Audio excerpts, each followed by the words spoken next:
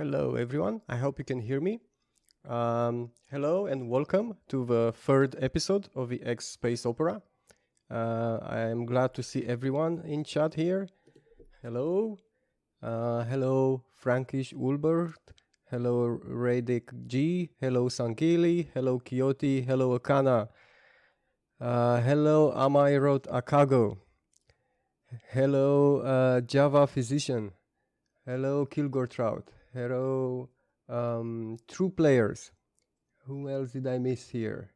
Hello Tamamble Nebula. Tamamble Nebula. Nebula. Sorry about that. Okay, so glad to see everyone. I will try to make a short summary of what happened in the meantime, because like I said in the previous episodes, I'm trying to do most of a grinding work off stream, since it's not practical to include everything in this game on stream. It would just take forever. So I want to show you what has happened in the meantime. Let's see here. Let's cue in some nice music.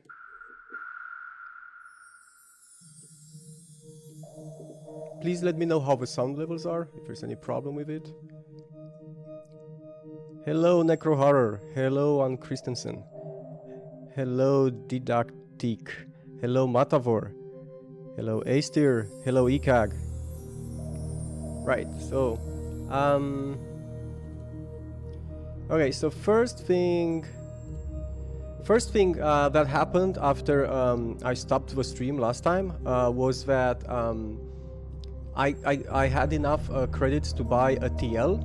A TL is the type of ship in X universe that allows you to carry and deploy stations.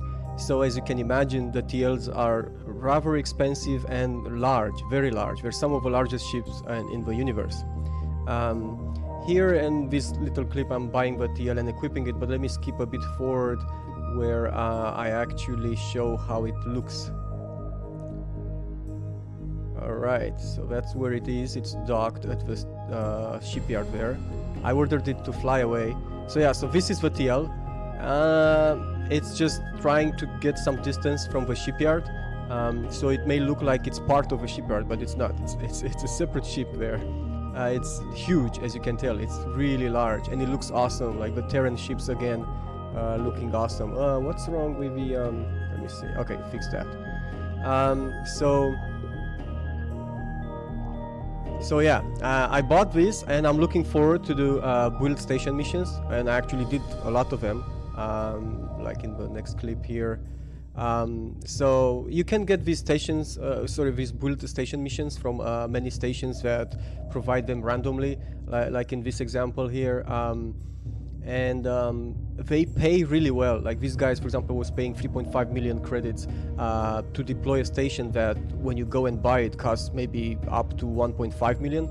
So they pay you 2 million more just to deploy that station. So these are this is one of the most lucrative ways to make money in Litcube's universe, at least at this stage in the game. Just buy and deploy all these stations. Yeah, Pure and Jade is right. You guys can ask me any questions you have about this game. I mean, this is the whole idea. Since I'm not playing it on stream, most of it anyway, the idea is for you guys to like see, get an idea about how it's played from, you know, in the episodes, and then if you have any questions for things that I haven't covered or forgot to mention, just let me know.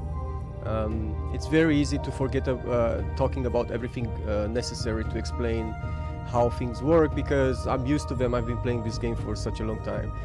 Okay, so then the next big thing that happened was that I don't know if you guys remember from the last episode, but we put a lot of pressure on Tanditech, which was at the time the Phenon subsidiary. Phenon is the enemy corporation in this game, added by Litcube's universe. And so Tanditech, we put a lot of pressure on them, and they weren't, you know, they had very few ships left. And at some point, surprisingly, I get the following message, and that I didn't actually expect. Hello, Max Vorsat. Hello, Inquisitor of Aquilania. Sorry, Aquilania. Hello, Herxina. Right, so we get this message which says from the Galactic News Service, something like, in a surprising turn of events, Phenon Corporation subsidiary Tentitech has, the CEO of Phenon Corporation subsidiary Tentitech has was removed from office today. And the subsidiary CEO could not be reached for comment. Sources say the firing was due to the recent decline in fiscal performance. So, as you can see here, we were too successful with our pressure on Tentitech. Because now the Phenon Corporation, the Marvel Corporation, just fired the CEO because he wasn't performing well. And that's not good news, because what it means is, as you can see next,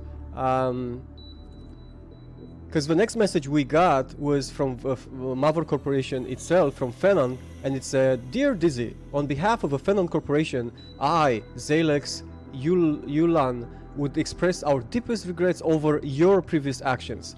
Know that the Phenon Corporation will return soon and with doubled efforts," right? So we just received a message with veiled threats. Not so veiled, I guess. And then just shortly after that, we get yet another message. And this time it tells us that, "Dear Dizzy, on behalf of the Nova Limited Corporation, a subsidiary of Phenon Corporation, I, Tasted Nova, Chairman, would like to inform you that your relations were of our previous late sister company." What's it trying to say? The Tentitech Corporation can be forgiven and forgotten. Ah, okay, another veiled threat. That's what it's trying to say. "I'm sure our business transaction will not come. Our business transactions will not come in within each other's ways this time. To ensure our success, the Phenon Corporation has granted us a larger than expected salary, which does not include the venture capital of almost $1 billion credits." So that's what I'm talking about here. That's why I'm saying that the fact that we put so much pressure on Tentitech that their CEO got fired is not good news, because they just got replaced with a much tougher subsidiary named Nova Limited. So now we have to deal with Nova, which I kind of did last week before the stream. So right now Nova isn't that dangerous anymore. Anyway, enough talking. Let's get to playing here.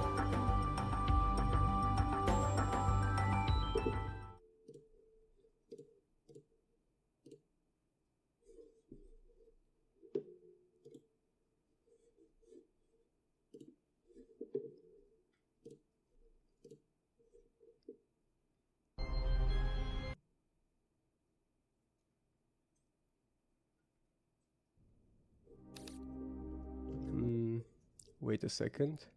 Something wrong here.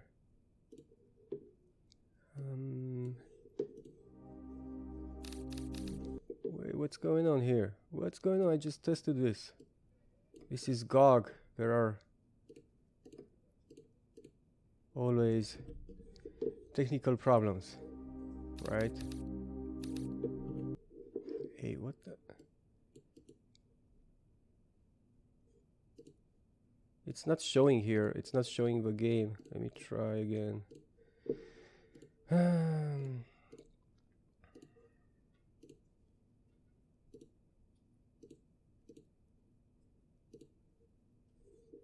Okay, now we're talking.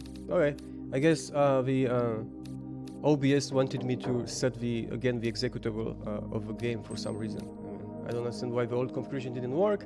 Anyway, we're here. Let's continue. First, I want to load the save game that I had at the end of a previous stream, just to give you an idea how many credits we had then and how many ships and what progress we made in the meantime. So let's do that.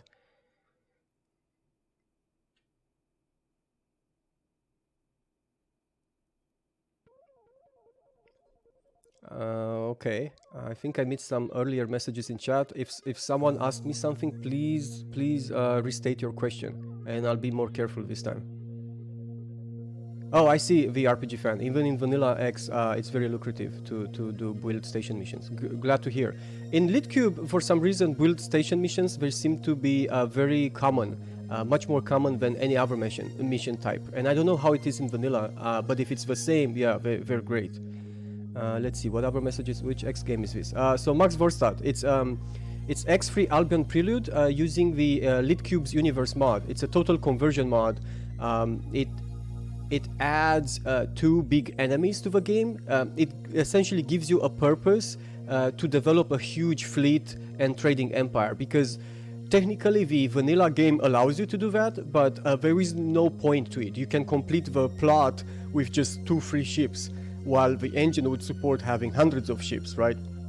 And having capital ships and all that stuff. So why would you do all that if there is no point to it? So Litcube's universe gives you a point. It gives you 2 big enemies. One is an enemy corporation that I was talking about earlier, and the other one is kind of like a strand of a very aggressive AI that tries to kill everyone. And that's the end game enemy, because that AI is very hard to beat, and unless you stop it, it's going to take over the whole universe. So you have to stop it, and it's you're against the clock in a way, because it continues to extend and take over sectors from the universe and become more and more powerful.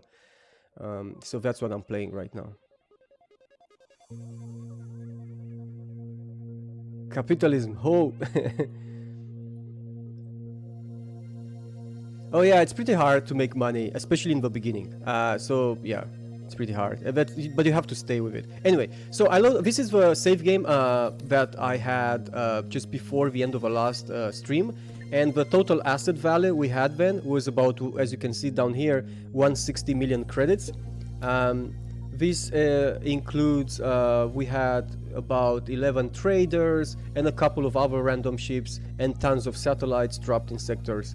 So it's not much. And let's see what we have now.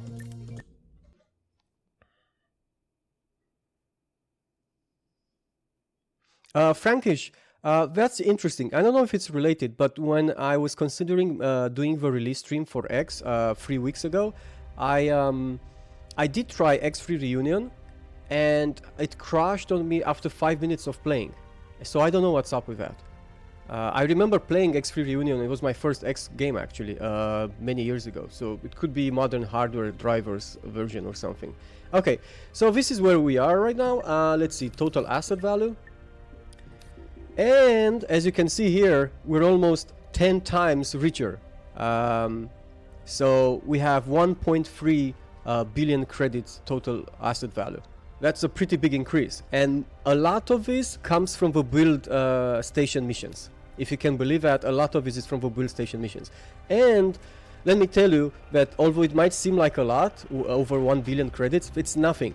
In order to defeat the OCV, the end game enemy, we will need probably the equivalent asset worth of over 100 billion or more.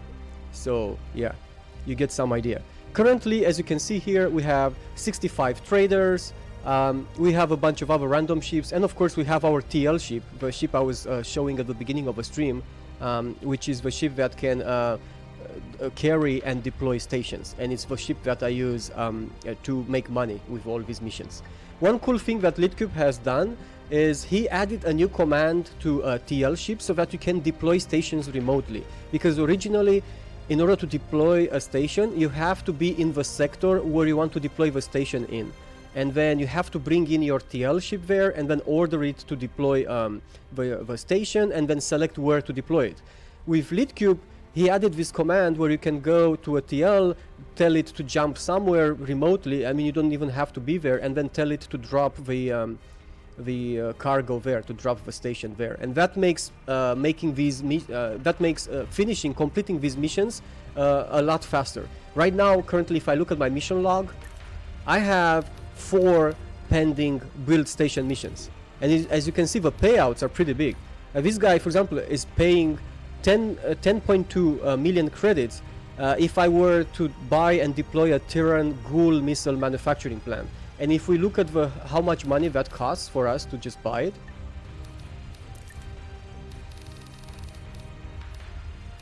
yeah, Ghoul missile manufacturing plant, it costs 1 million. So he's paying us 10 million for us to buy this and deploy it where he says. Now that's a 9 million credits profit just for a very little amount of work, because I can do it all remotely with Litcube, like I said. Let's see if there are any other questions.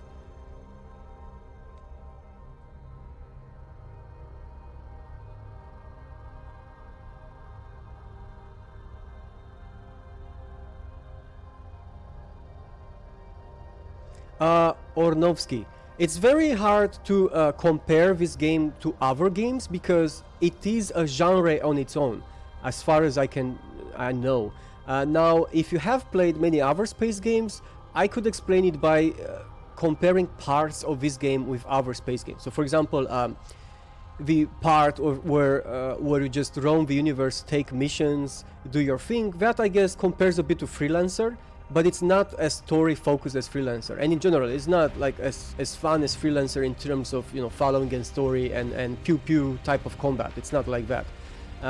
This game, it's in a way, if you would take Oblivion, an open world game where you role play, do your own thing, play a pirate, play a criminal, play a I don't know, a lawful citizen, whatever you want to play, and play a trader, play a magnet. All those things are possible here, just in space, you know. And it has a huge number of mechanics, the game, so that's why it has a large learning curve, and that's why I ask people if they have any questions to let me know. Okay, so I have shown you how much total assets we currently have, so it's not bad. We have some pending missions, like I said. I just want to do this now because, as you can see, the first mission will expire in 38 minutes. That's not a lot of time, so let me try to see, where are we? So the TL ship, which I named GOG Mover. As you can see, all my ships are prefixed with GOG, except these last two, which I ignore. They're not really part of my fleet. I just keep them there for no good reason. So the GOG Mover, I ordered it to dock to United Space Command Shipyard, which is where I will be buying the, I will be buying the stations. And he's still going that way, so he has some ways to go. Okay, what else? Like I said, I have tons of traders now. I have assigned a keyboard shortcut which allows me to toggle hiding and unhiding of the traders, because now I have so many, as you can see here. It would be hard to keep them visible on my screen all the time. Every time I need to go to the ships below, which are the ships that I actually interact with often, like the mover and the supply ship. Every time I try to get there, I would have to scroll through this huge list of automated traders, which I don't care to look at because they're automated. That's their point, right? So then Litcube has added this feature where you can assign a keyboard shortcut to hide automated traders. And let's hide them. Okay. Now it looks much better, right? Let's see, any questions?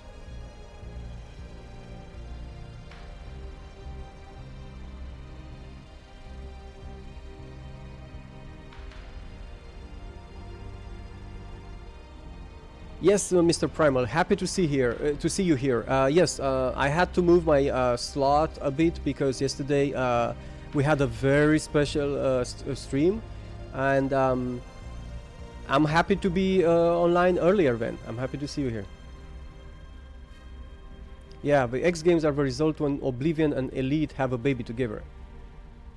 Yeah, I guess maybe Mountain Blade too. I mean, it's open-ended, build your own type of story. Oblivion at least has many stories that you can follow. So I guess you're more right about that, Burn Pipe, because with Mountain Blade, you don't necessarily have your own story to follow. So that's closer to X3, which has a plot, but it's not that. It's very short. Max Vorstad. I hail from Romania originally, but I'm currently living in the US. I've been so for a couple of years now. So I'm from the same country Vlad is, in case our accents seem similar somewhat. So any reason for using Baldric haulers over the standard Baldric? I recall them being inferior. Well, let's look at the ship compendium to see why I picked one over the other. So let's select the TS ships, which are the trader ships. Okay. So first of all, I'm only going for Terran ships, Terran or ATF, because I'm role-playing a Terran. And we can see here the fastest Terran ship is the Baldric Hauler at 135 speed and cargo 5000. The next fastest one is the Baldric, the normal version of it, the simple version of it, which is about 9 meters per second slower and has significantly more cargo. So I guess I just went for speed. I guess I just went for the Baldric Hauler because it just gives me a bit more speed. But you're right, I think the Baldry could have been a good option too, because it has more cargo, so that helps a bit. Not a lot more, but whatever, what can we do? Look at the Cayman Advanced here, which is not a Terran ship. If I wouldn't roleplay a Terran right now, I would have definitely, I would have gone with Cayman Advanced, because it has a lot more cargo space, and it's almost as fast as the Baldric Hauler, right? And it even has more shielding, so it's kind of like a win-win situation.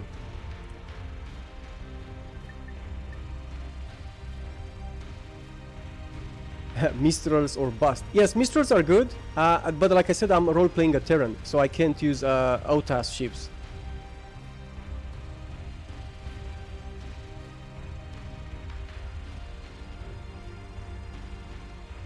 Alright, see you, Kyoto. Thanks for being here. Okay, so what do we do now? Like I said, I want to do those missions. I think my TL has gotten to the shipyard. Yeah, yes, he did.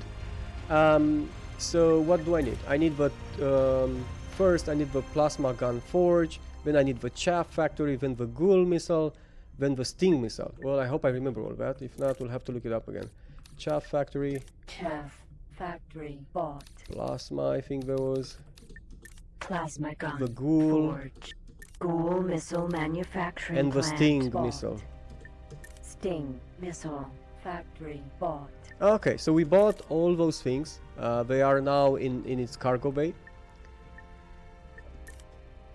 Okay, so let's fly. I have to order, in order to deploy a station, I have to order my TL to jump to the sector where it's supposed to deploy it at, because that's part of a mission, right? So these guys are asking us to deploy it in Uranus 2. So let's order our TL to just jump Command there. accepted. Okay, RPG fan. See you later. It's a very nice one, the Cayman Advanced. Late game in my previous Litcube universe long play, I did switch to the Snotra, which here in the ship compendium is the ship above the Cayman Advanced. But the Snotra is like a completely different class, right? It's a TS Plus ship. It costs much more, but it has huge cargo compared to the Cayman Advanced. It has more. It has a ton more shielding. It also has more guns. It has as many guns as almost as a Corvette. So yeah, that's what I use late game. Okay, so our TL ship has gone to Uranus 2. Now, if we order it to deploy the station in Uranus 2, there's actually a bug in Litcubes. Some people are saying it's actually intended behavior. Well, I do use it, this bug is a kind of a feature. So what happens is, if you use this new command that Litcube has added to deploy a station remotely, so this one, remote drop factory, and then I select, well, say I want to deploy the plasma gun forge, and then I go and select the position where to deploy it at, it doesn't actually put it in that sector. That's a bug. It puts it in the current sector of your current ship. I mean of my player ship. So it puts it where I'm here right now. It doesn't put it in the sector where the TL ship is and where I'm supposed to deploy it. But even if it does that, the mission does end successfully. So it's kind of a bug, but the way I use it is to populate sectors which don't have stations. I use it as a way for me to populate sectors that are empty. So let's say, for example, these Terran A, B, C, D sectors are relatively empty. So let me go to Terran B. Wait. Terran B. Jump device charging at 10%.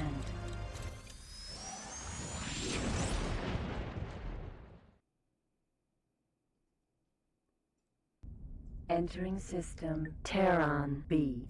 Okay, so I saw your question, Estir. I'm gonna answer it momentarily. So what do I need here? I need the plasma gun forge first. So drop that. So drop it here, right? So as you can see, that's where I'm supposed to drop it, in the sector Uranus 2, but it will actually appear in my current sector, in Terran B. Command accepted. If we look here at the current sector, there you go. Incoming message. It just appeared in the current sector, and then I get a message that, thank you, you did so well, and I get paid too. So it's kind of a bug, but it's very useful to populate empty sectors. Now the question might be, why do you want to populate empty sectors? Because you want to create sectors that have 1 or 2 solar power plants and many other factories, so that in that sector there is a good way for your traders to make money. So the next mission is Terran Chaff Factory in Terran A. Ah, okay, but Terran A is not actually that full, so I'm actually going to try to deploy it there. Jump device charging at 10%. I will try to 20, deploy it there, so I have to 30. move there first. 40. 50%. Command accepted. Entering system. Terran. Oh, burn pies. No, it's not just 2. It's a very useful feature. So the Chaff Factory here. Command accepted. Okay. Incoming message. So we deployed the next one. What do we have now? We have a Ghoul missile manufacturing plant in Neptune. Okay. Neptune has plenty of stations. So I think we'll just stay here and order our TL to fly to Neptune. And then when we'll ask him to deploy the station there, it will actually appear in our current sector, like I said. Okay. Which one? The Ghoul one, right? If I remember well. Yes. Sorry. The Ghoul one. Deploy here. Command accepted. And it will appear in this sector. There you go. Incoming message. And next mission, the Sting factory needs to be delivered to Kuiper Belt. So you go to Kuiper Belt, which is just here. Command accepted. Okay. And deploy the factory there. Command accepted. Great. Incoming message. So we're done with deploying these factories. I think I'll just order my mover to go dock at the shipyard. I don't like to leave my ships idling in space because they might get attacked by pirates that just happen to be in the area. I like them to stay safe docked at some station. Docking granted. Command accepted. Good. Now I have time to answer the question. Okay, easy. A twofold question. What mods would you recommend? Would you maybe have a list for Albion Prelude in general, and for someone interested in building a galaxy-wide empire using Terran tech and ships, as well as building a home system, though not necessarily interested in having an opponent corp like Litcubes? And is there a mod manager by any chance? So the second question is the shortest one, so I'll reply to that first. There is a mod manager. I think it's called X plugin manager. I think it's called something like that. However, it's not compatible, for example, with Litcube, or at least Litcube says that he's not going to support your game if you install it with a plugin manager. And then the plugin manager people say that it should work just fine. So it's not a great. I mean, it's not like when I used the last time I used the mod manager, it was for Oblivion, and I think I used Wirvan Bash or something like that. It was called. It was amazing. That tool for Oblivion and Skyrim, I think it works also on Skyrim. It was absolutely amazing. It overlaid files, so for a file which was present in multiple mods, only the version that was present in the highest priority mod was visible on the file system, and it even allowed you to reorder the mods and then just say update the state of the file system to the new order. And that was an amazing useful tool, and there's nothing like that for X. The plugin manager is useful, but when you have files that overwrite each other, it doesn't handle that personally in a well-defined manner, right? And the first question is, what mods would you recommend for a large empire build? I think I still recommend Litcube, because Litcube, in order to defeat those large enemies, has added tons of tools and has made the whole game be much faster with large fleets. Now, this may sound like a minor point, but it's a huge point. In the original game, if you have, say, more than 20-30 fighters in a single sector, and you jump into that sector, because the game behaves completely differently when it has many fighters in the sector you're currently in, than if there are many fighters in another sector. The way the game processes the fighting is completely different between the two. Anyway, so when you're in the same sector, in a large fight, not even large actually, if you have 30 fighters, that's not that large, then the game starts to become really slow. Because in the vanilla game, the guns fire pretty quickly, so there are many projectiles at a time in the system for the game engine to compute trajectories and collisions, right? And one of the things Litcube did is he changed the gun fire rate for all the weapons in the game so that they fire much less often. But of course he balanced the damage done so that the damage per second is still kind of the same. And that alone, it sounds like a minor thing, but believe me, that alone makes such a huge difference. It makes huge battles possible. Otherwise they're just not possible. You get 1 FPS with the original game in a large battle. You just cannot play it. Even if you have the fastest computer, because the game is single core. It's completely single core. It doesn't use multiple cores. It's not multi-threaded. Right. And so that's one thing he did. What else? He also he made all weapon projectiles be hugely fast compared to the vanilla game.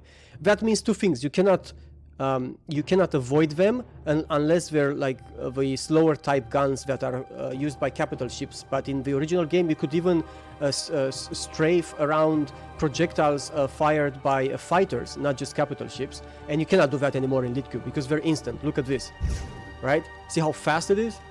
Now in the original game, that would have moved much slower. But because he made projectiles move much faster, that again means that at a time in the sector, you have a much smaller number of projectiles mid-flight that the engine needs to compute because they fly very fast, so they don't stay mid-flight very long. So these two optimizations make a huge impact. And now to answer your question, you don't want to fight the Phenon Corporation or the OCV. That's perfectly fine. You can just disable them. Litcube has made them options, so you can disable them at any time. You go to options here, gameplay, I believe, artificial life settings, and here you go and you say no to those two settings, and you have disabled the Phenon Corporation and the revelation enemy, the end game enemy.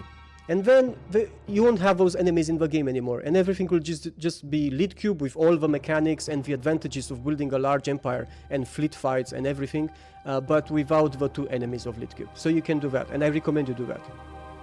Sorry, that was a long answer. Hello Tikanjia. Nice to see you again.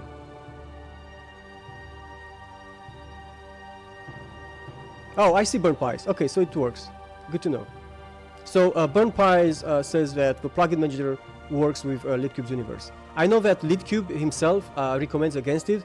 And since I haven't used the plugin manager a lot for other mods, I didn't care much. Okay, if he says not to use it, then I'm not use it. I don't care.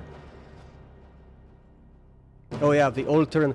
Right, so if people want to get technical, I can explain how the game computes the out-of-sector fights as opposed to the in-sector one. The in-sector fights are what you would expect, right? You have projectiles in air, it computes collisions, all that stuff. Every projectile, when it hits a shield, it does certain damage to the shield or to the hull, right? Everything as expected. Anyway, we just got a message. One second, one interruption here. We just got a message. Yes, we got a report, a status report from Nova Limited, which is the current subsidiary of Phenom.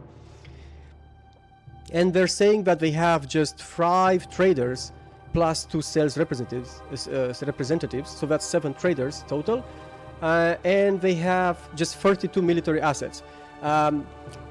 Believe me when I say they have so few, because I worked really hard at decimating them for the past 10 game hours or so. They start with 1 billion credits venture capital, so they had tons of ships initially. They had about 40 traders, I think, when Nova appeared. Okay, so we did some missions. Now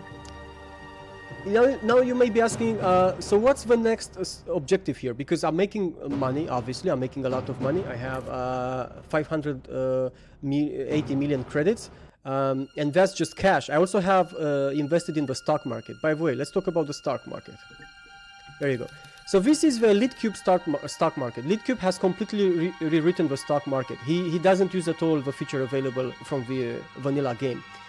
All this menu that you see here, the window is written by him, and the way it works is written by him. And the way it works is just purely random. In the Litcube stock market, stocks just go up, down, purely random.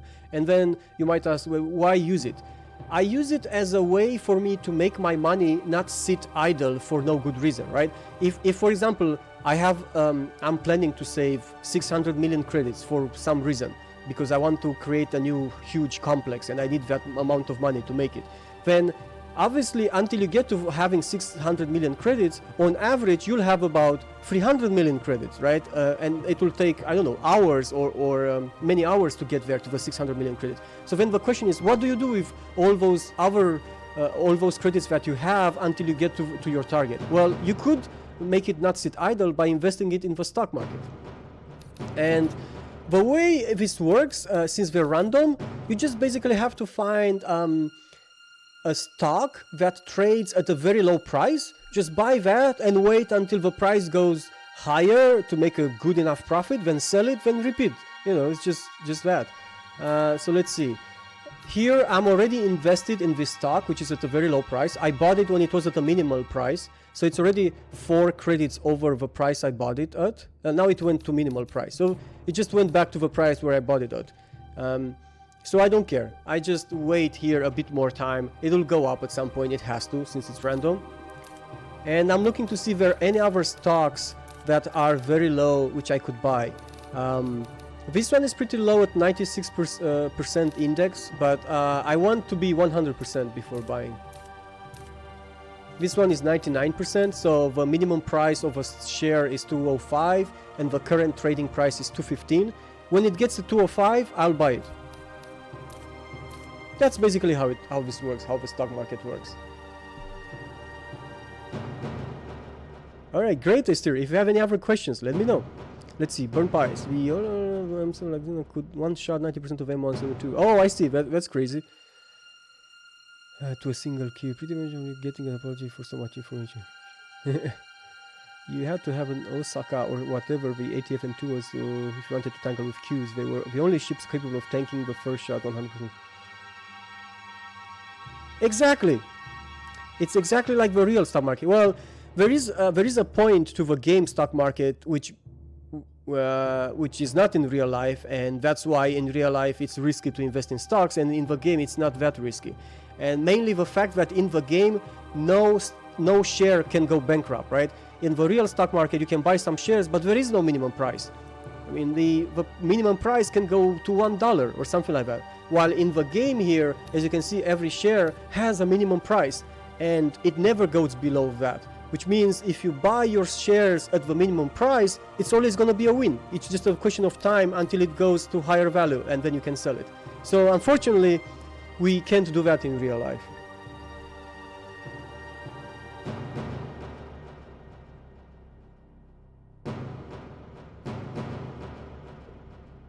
High-pitched noise? Is there any noise? You can go broke in the game. I mean, you can, of course, run out of credits. But if you do that, you're going to have a bad time. But there's so many things in the game, like just flying around, you can find derelict ships. Because, say, pirates are fighting a police force, and then the derelict ship, and then some of the pirates bail out so that they're not destroyed. And now you have those derelict ships that the pirates left behind, which you can go and claim as your own and sell them for credits. So just by flying around and taking any opportunity you can find, you're going to make money. You don't necessarily need to be too smart about it. Okay, guys, so let me explain it to you what my next strategy is. So I have money, I have decent amount of money. My traders are making a lot of money there. I can invest it in the stock market. All that is good and dandy. I can do build mission stations. I can do build station missions, and make some money from that side. But in order to defeat the Phenom Corporation, we need a lot more money. This is completely insufficient. If you think having 600 million credits is enough, it's not. It's nowhere near enough. We need billions. And the way you can make a lot of money in Litcube's universe is to create huge complexes. A complex in the X game means that you can link together multiple factories. So normally a factory takes a certain type of resource, and in a certain amount of time it makes a certain product. Good. Now in the original game you can link together multiple factories that are in vicinity of each other, and then that allows you to create self-sustained loops, or just to, you have intermediary products, to have the product of a factory be used as the resource of another factory. And it's a very convenient way to do that, because then you don't need to have a trader assigned to the factory just to get resources for it all the time, so that the factory doesn't run out of resources. You just link multiple factories together, and then they can produce each other's resources as needed, right? Of course, you'll have to think things through, like you have to see what size of factory you use, how many of them, because you don't want to exceed the production needed to support another factory, and so on. Excuse me for a second, guys.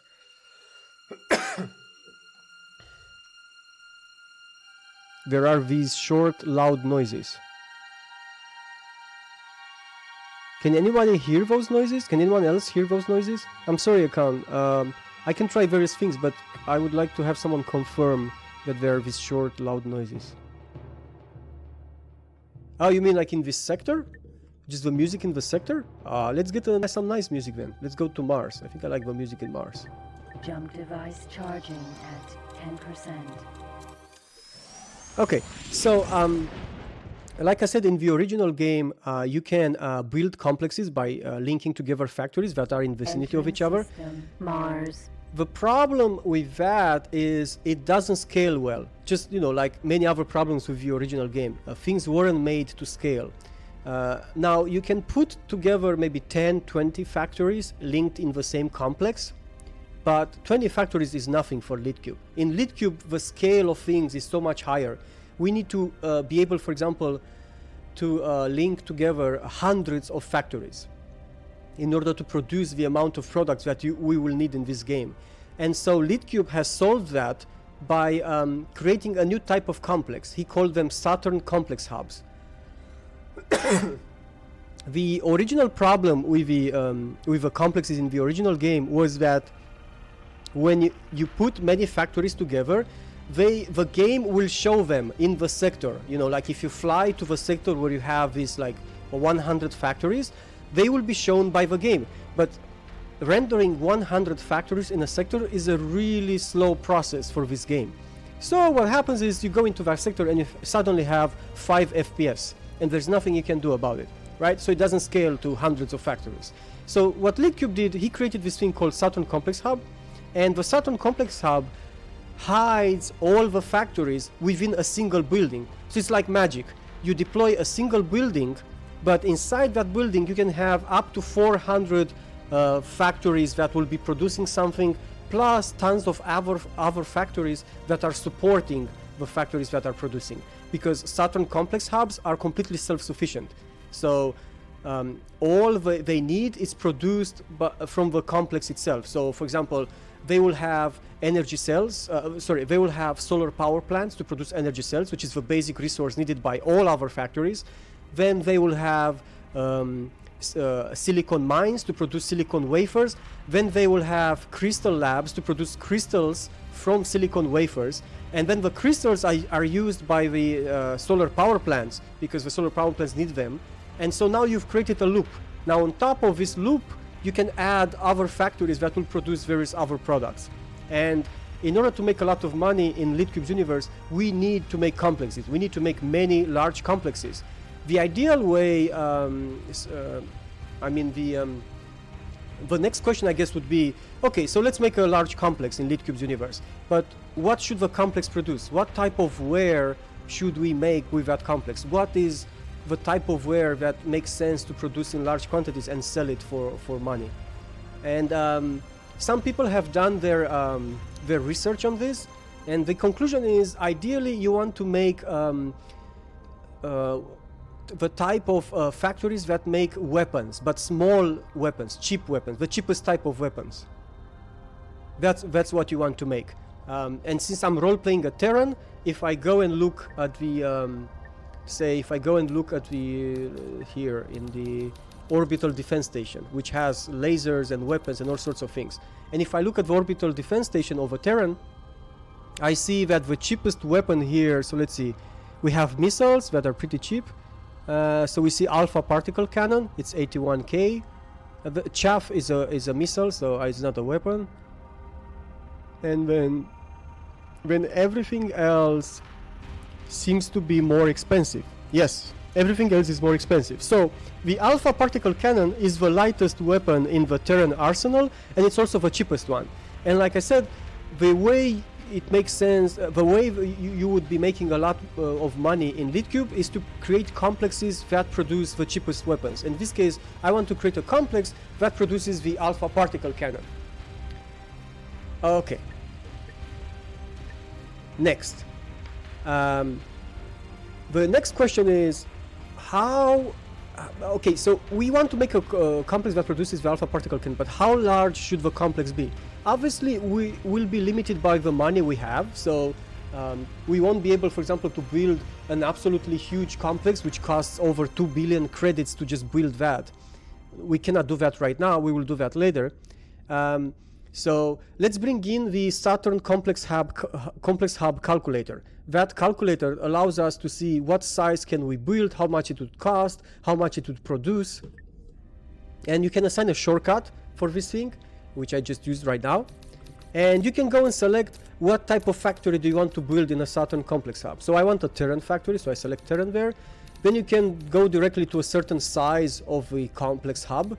Let's go with 50 first, and then we'll see if we need to increase or decrease that. 50 means the calculator will try to compute things as if you want to have 50 factories of a type selected below, and then it will add any other factories needed to make this self-sufficient. Sorry guys, I'm talking a lot on this episode, so... So I said I want to do alpha particle cannon, so let's select that. And then another thing that the calculator asks us is the sun intensity. The sun intensity refers to the sector where you think you should deploy this complex. The higher the sun intensity is, the more efficient the solar power plants are.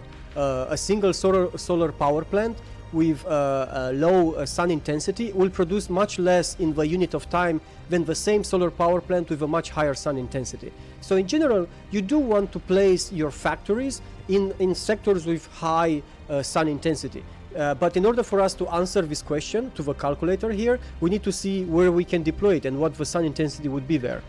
I already know that most of the sectors in the Terran space have kind of the same sun intensity, like 150. This one has 200, so that's pretty good. 150. Of course, Mercury has 200 because Mercury is closer to the sun, right? As you go further from the sun, I think, let's see, Pluto has pretty good. Oh yeah, there you go. Neptune has 50%, Kuiper Belt 150, and Oort Cloud 50% sun intensity. So I definitely wouldn't want to deploy many factories in those sectors with 50% sun intensity because it wouldn't be that efficient.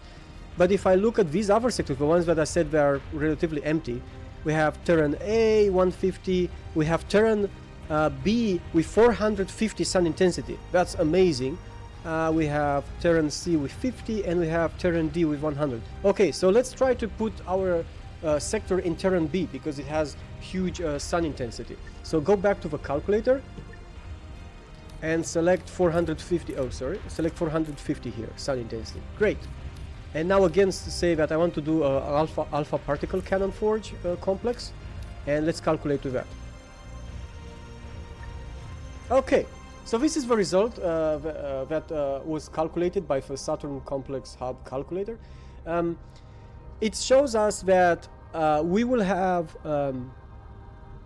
with a 50 factory, it even lists here all the factories, right? It says that with 50 factories of alpha particle cannon forge, I will be able to produce about 121 alpha particle cannon weapons per hour, because all the values here are normalized for a rate of an hour. And then it says I will produce some crystals, and this is this is the amount of crystals that I will produce. This is the amount of crystals that I will consume. This is the amount of energy cells that will be produced. This is the amount of energy cells that will be consumed. This is the amount of ore that will be produced. This is the amount of ore that will be consumed. So as you can see here in the coverage section, ore is a bit overflowing. That is, we're producing more ore than what the complex will consume. and so on, right, for every other resource. You might be confused, you know, like what's up with all these other resources, because we want to produce alpha particle cannons, so why do we see crystals and energy cells and ore and all these things? They are needed because this is a self-sufficient loop, right? In order to produce alpha particle cannon, I think you need this Terran MRE thing and protein paste, because protein paste is the food of every Terran factory. Then, in order to produce protein paste, you need energy cells. And then, in order to produce Terran MRE, you need to have energy cells again. And in order to produce energy cells, you need to have crystals and so on, right? So it's a self-sufficient loop that the calculator computes for us automatically. We don't have to worry about doing the math there. He does it for us. The only thing we should look at is to try to make it as efficient as possible in terms of coverage. So in general, you want to avoid having 120% coverage here, because that's a lot of overflow and it's not efficient. So let's go back and increase the size of a complex in increments of 5 and see how we can reduce the coverage value so that they're very close to 100%. So instead of complex hub of 50, let's do a 55. Alpha particle cannon, calculate. Okay, let's see. So we went down a bit here on the ore, as you can see. That's great. Everything else looks fine. Let's go a bit higher. Let's go to 60.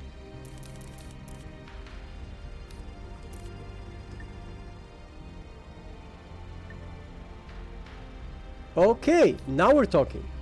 So we see at size 60, we have almost no big overhead. There is some silicon wafers overhead, but I think we'll just stay like that, because if we go higher, then other things will also change, and I don't think it's worth going higher. Plus, this costs 274 million. Oh, okay. Well, this actually is pretty cheap. I think I can go double this, because I have about 500 million credits, so I should just go double. Let's try that. So let's try. So I'm doing 60. Let's do 120.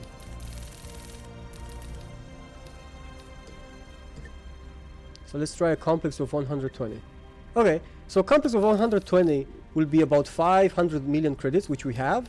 And the overflow is perfect. Look at that. Actually, we produce a slightly less number of crystals than we need, but it's not a big problem. If it was a problem, the calculator would have automatically added an additional crystal factory. So that's not a problem. This looks great. This is what we'll do. Great, good. Now, there's one more problem that we need to take care of. Here, if you look at the factories that will be used in this complex, we have an ore mine and we have a silicon mine. The mines obviously mine things from asteroids, and that means they need to have asteroids in that sector. Asteroids with the yields that they need. The number in the brackets after the name of a mine, that is the yield needed. So we need to have 480 silicon yield in terms of asteroids in that sector, and we need to have 600 yield for the ore mines in that sector. Okay, so we somehow need to prepare that sector to have this amount of ore yields for each type before we will deploy the station there, the complex. Let me see if there are any questions, because I've been talking for like 15 minutes.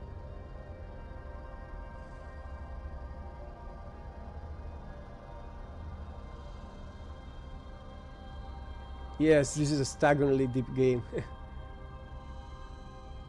So, Charlie, yes, the part with tables and that kind of thing is definitely sounds more like Eve, but there is a huge advantage in this game compared to Eve. It's single player, right? So you can accelerate time passing in the game, which I do very often. You don't just have to wait for things to happen. You can accelerate time and then they happen much faster.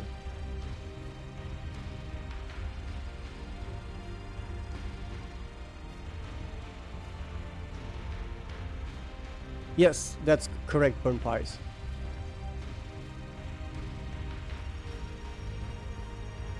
Okay, account. Sorry for the noises, but I don't know what's going on. I think it's called a loop because the requirements of a chained factories, they loop back, right? It's like for energy cells, you need crystals. In order to produce crystals, you need silicon wafers. In order to produce silicon wafers, you need a silicon mine. And in order to produce, you need a silicon mine and energy cells, right? So I just went back I just went back where I started, right? So I just created a loop of requirements.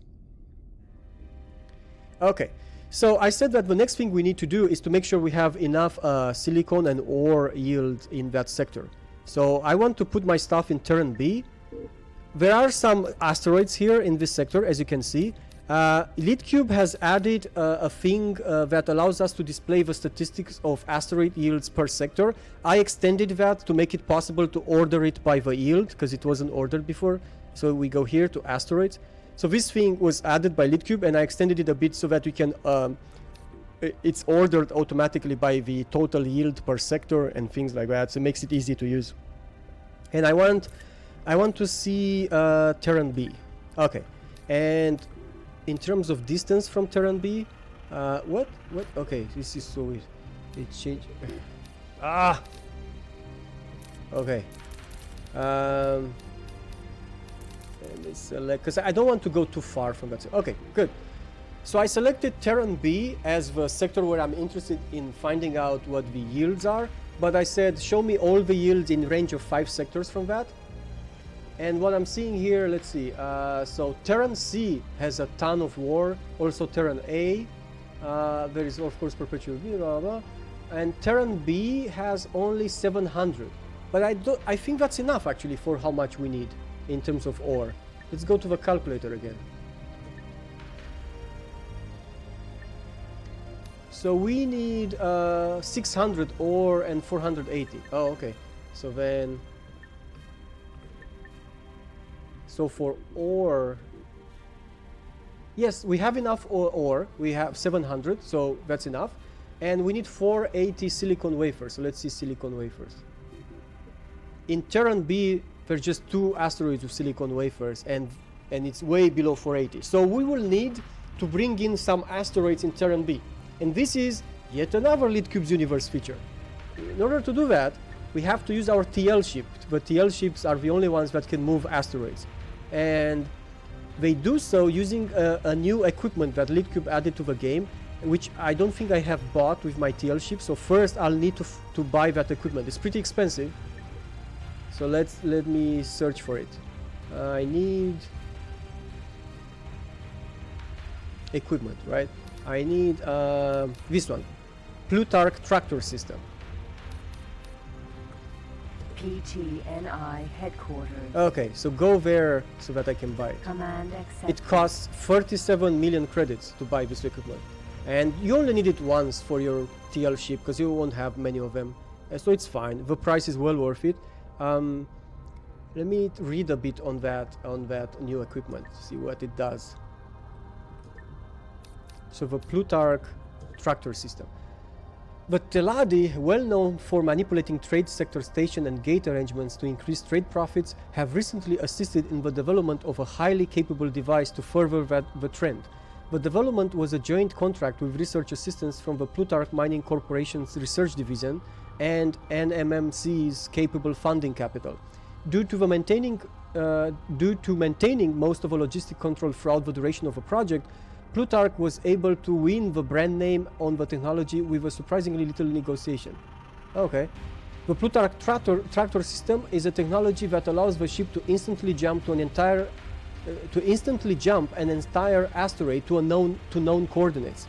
Through calibration of tractor beam technology and small expendable jump drives, the tractor system is capable of sending the asteroid to any point in the known universe. A notable application of the system is a precise amalgamation of 2 asteroids, essentially combining their yields. The device comes with a cost. Huge amounts of quantum tubes, energy cells, and crystals are required to fabricate the large quantity of jump drive probes required for the procedure. Okay, so what Litcube did... Okay, I've just been promoted. Okay, with higher trade rank because my traders keep on trading, and And so you can see here, I have 1% now over trade rank 25, which is professional magnet. Okay. So what Litcube did, he added this equipment which allows us to teleport asteroids from any known location in the universe to any other known location. But in order to make it balanced, Litcube made it so that okay, someone destroyed the satellite. Litcube made it so that it costs a lot of energy cells and quantum tubes and crystals to use it. And it costs more the larger the distance that you move the asteroid is on. The larger the distance is where you move the asteroid.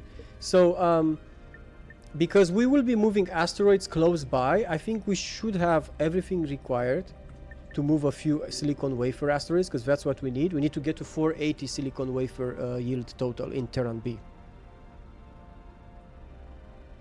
Congratulations, Desroin.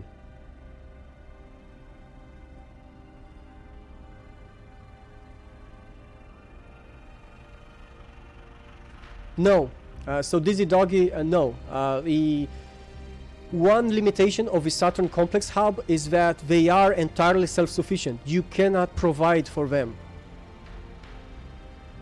I know it seems like cheating, but believe me that because you have to construct these huge complexes that require tons of asteroids, you will be paying for that with quantum tubes and crystals and energy cells. So it's not completely cheated. I think it's balanced, especially for the needs for this mod. It is balanced.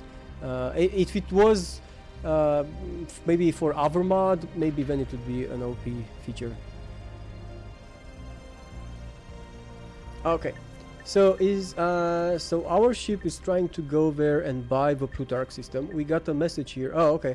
So we got a message from the Argon Federation that the OCV, which is the endgame enemy in Litcube's universe, what did they do now? Okay, so we got a message that the OCV just took another sector. If we look at the sector map, and now I have actually explored the whole universe, so we can see where they are. There you go. So the OCV are coming from this area of the universe, and one by one, all these brown colored sector names, one by one, they take the universe over. And the races cannot stop him. The very species of the universe cannot stop him. And we will have to do that. So let's wait for the mover to do its job, to dock there. Come on. Now I accelerated time passing, so it moves much faster. Okay, done. I want to buy the Plutarch tractor system. Plutarch tractor system installed. Okay, and I think I'll buy a lot more energy cells because I'll need that for moving asteroids. So let me get 100k energy cells. Energy cells bought. Oh, that was, I mean, I emptied the dock. They don't have any more energy cells. Okay, that's good. I got enough. And now I want to move asteroids. So let me try to remember how that works. I think he has to go to the sector where the source asteroid is. In our case, we want to move, yeah, where do we want to move it from? Good question. We want to move silicon wafers from Terran C to Terran B. All right. So, you jump to sector Terran C, because that's where from you'll be moving the asteroid. Accepted. Done. And now here we have a new command in the general menu, Plutarch tractor system. Command accepted. And the best way to do this asteroid moving is to actually merge in the sector, in the source sector, to merge all the asteroids that you want to move. Just merge them in one single large asteroid, and then move that one large asteroid with a single move operation. Merging also costs resources, but much less than moving. So I'll just select here compact to merge multiple asteroids. Source asteroid, I need a silicon.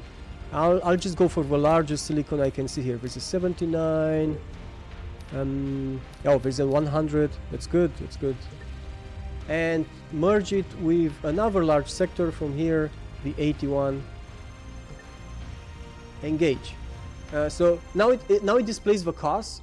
So because I'm doing compaction of asteroids, it says it will take 2.5k energy cells to compact those two asteroids, 66 crystals, 15 quantum tubes. You can see that my TL ship already has 1,000 crystals and 300 quantum cubes because I prepared for this off stream. So let's engage. And now, and this is why I recommend people to use the compaction mode first, because then this menu here automatically selects the next source asteroid to compact. So if you want to quickly compact many asteroids together, you don't have to go back to the sector and select which is the source, which is the destination. The menu automatically fills in another source here. So you can just press engage, press enter a couple of times, right? Pum, pum, pum, pum, pum, pum. Okay, I think we compacted enough asteroids. We currently have an asteroid with silicon wafers yield of over 500. We can just move that. So let me select relocate and select the asteroid with 500 yield. Where is it? There it is. And now I want it to, no, actually I want it to compact, but with the with an asteroid from the other sector, which would essentially mean that it gets moved there. So for example with this one. So these two get compact, and now of course the costs are higher because the compaction now is across different sectors, but still they're neighboring sectors, so it's not that expensive. Good. Great. We just did that. Let's see. If we look at Terran B now, we have this huge silicon yield asteroid and a bunch of ore asteroids, which are more than sufficient than what we need here. So we're all good. The only thing left is to order our TL to go to the place where they sell the Saturn complex hubs, and so that we can buy it to deploy it. And I think that's Saturn 3. Yes. Docking granted. Command So he goes there. Let me accepted. re-chat a bit.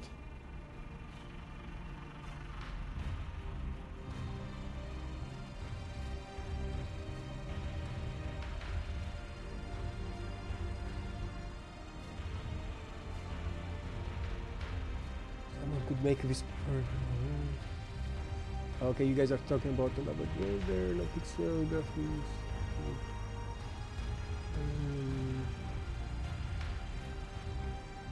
Yes, your PC is made out of sand. True.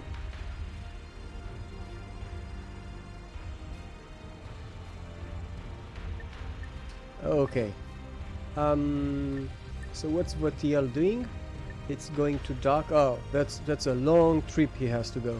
Okay, so we'll just use SETA. Accelerate time passing.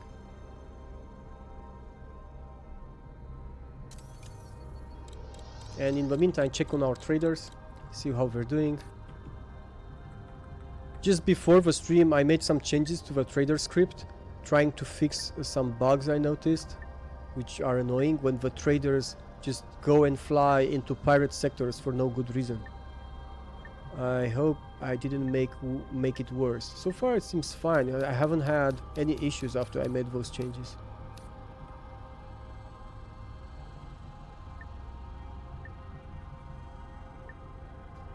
Okay, I think we're fine so far.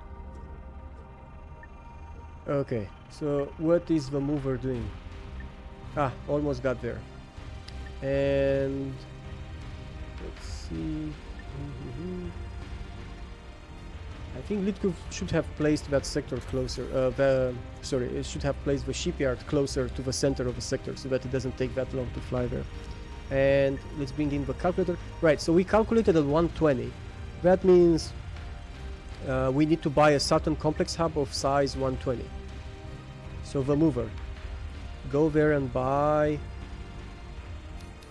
a Saturn complex hub of size 120. It's 20 million, it's nothing. But then he will pay a lot more money. I mean, those 500 million credits that the complex costs are mostly spent into buying the factories that powers the complex, not the complex itself.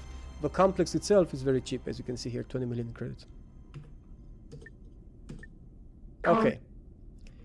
We bought it, and now I'll ask it to jump to the sector where I want it deployed, and then I'll fly there too, because this time I actually want to assign it a good position.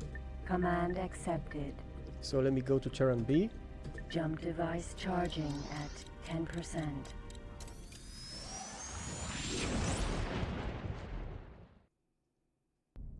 Entering system Terran B. Great. So, now you might be asking, okay, so if you want to place a complex, where should you place it in a sector? I recommend that you place it nearby a jump point. A jump point is essentially a point where a ship can jump using a jump drive. That means either a jump gate or the center of a sector, or any jump beacon, because some sectors have a jump beacon, and you can also jump to those beacons. In this sector, we don't have a jump beacon. We have a center of a sector, of course, and the north and the west gates. So I think I'll just deploy my complex above the north gate, because I want it to be close to it, but I don't want it to be in the path of any moving ships, because you can see here, ships are generally moving from one gate to the next one. So you don't want to put it on the path of those moving ships. So I'll put it above the north gate. That's what I'll do. Let me save first, because I haven't deployed a station in a long time, and maybe I'm doing something wrong here. So you, mover, drop station, Saturn complex hub. Let's select the position. I want it above the north gate. Is that what it did? No. Oh, I see. Okay, so I have to use... Like I said, I haven't deployed it in some time. Command Ah, accepted. no. Wait. It's so... the UI to deploy stations is weird. I think you have to press on 5 first, and that allows me, that will allow the factory to track the position that I'm showing on the map. I think that's what it is. The numerical pad 5. Drop station. Yes. Yes, let's go here. Yeah, there you go. So now as you can see, the position is somewhere at the position of a gate. But I don't want it to put it where the gate is. I want to put it up on top of it. So let me change the view here, and I want to raise it up, and using the arrow keys from the numerical pad, and I'll put it about 10 kilometers. You can see down in the where the coordinates are printed in the bottom right corner of the map. You can see there the value of the current coordinates, and I want to go about 10 kilometers above the plane. Okay, I think this is it. So it's 10.0 kilometers above the plane. And if we go back here, we can see it's just straight on top of the gate. Okay, so press enter. Command accepted. Let's see where it is. There you go. If we look towards the north gate, you can see that thing with a green rectangle above the gate. That's our complex. Complex hub XXL Alpha. Let me zoom in.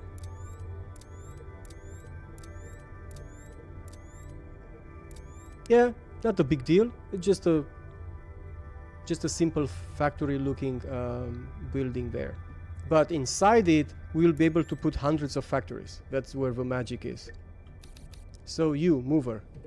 Oh, another cool thing about Saturn complex hubs that Litcube did, he automated the purchasing and equipment of a hub. So you don't have to you don't have to now manually order your TL ship to buy 200 whatever factories, 200 other factories. No, he will automatically do all that for you. You just need to configure the complex first. So let's go to the complex. I want this to be, like I said, an alpha particle cannon forge complex. So let's install that. Good. Now the complex is configured with this configuration, which is exactly the configuration that we calculated using the Saturn complex hub calculator. But it's not installed like factory, as you can see here. It requires 120 factories of alpha particle cannon forges, 0 are installed, and so on. It requires ore. It's not installed, but it says that it is available in the sector. That's why we moved that asteroid to make all this ore available.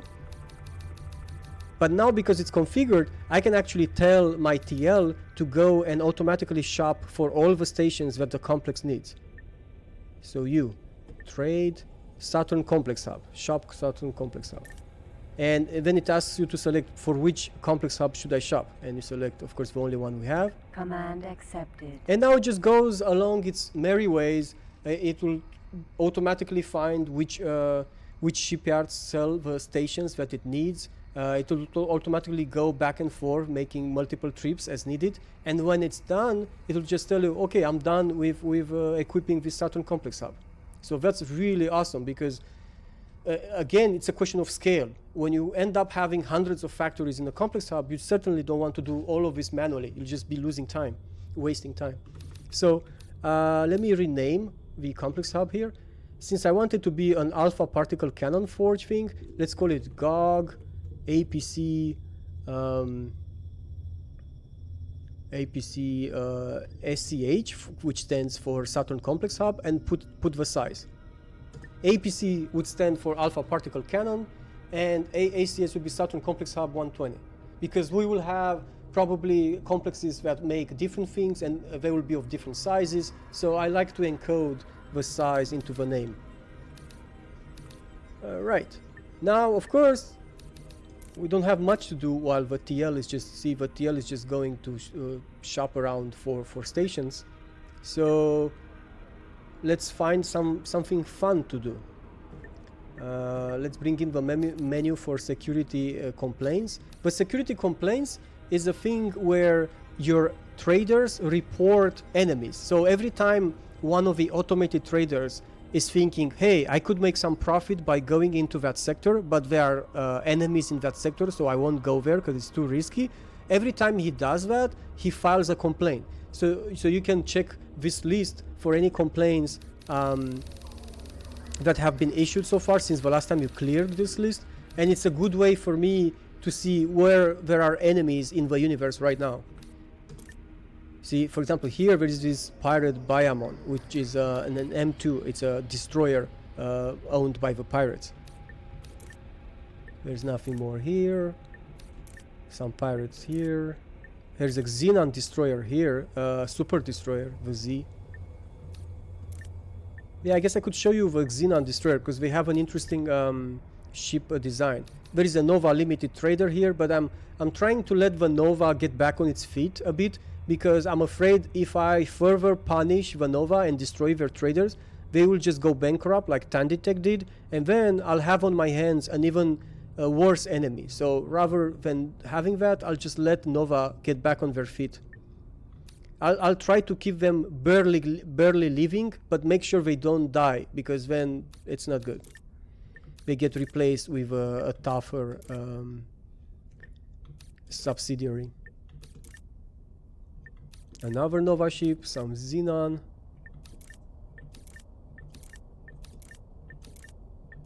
Some pirates. Yeah, okay, let's just go so that I can show you the where was that? The Xenon destroyer, this one, because it looks pretty cool. Jump device. Let's see what chat is saying.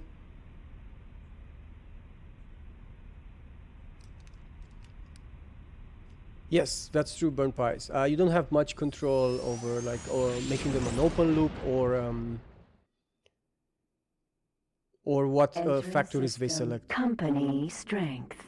Autopilot. Let's see where that Xenon destroyer is. Oh, there she is. Okay, she's pretty close. Let me reduce my speed. We don't want to get too close. We don't want to get in the range of that ship's weapons. But we do want to put a camera on it. Xenon Z. There you go.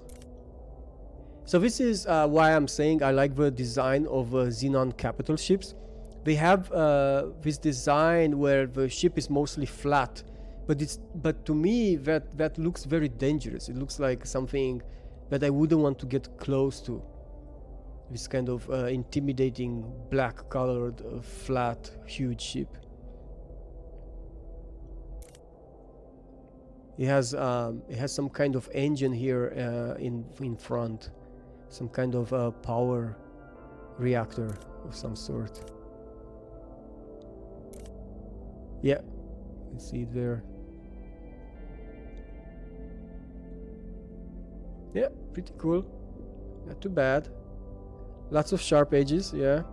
The design of Xenon capital ships also relies on the design of a terraformer ships, because if you know the history of the X universe, terraformers were these ships that the Terrans designed and made to function independently, so that they can terraform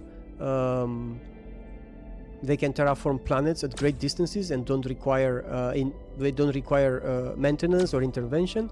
And then the terraformers, anyway, there's a history behind that. Then the terraformers started attacking the Terran ships, and then the terraformers evolved into their own species kind of thing, an AI, which is the Xenon.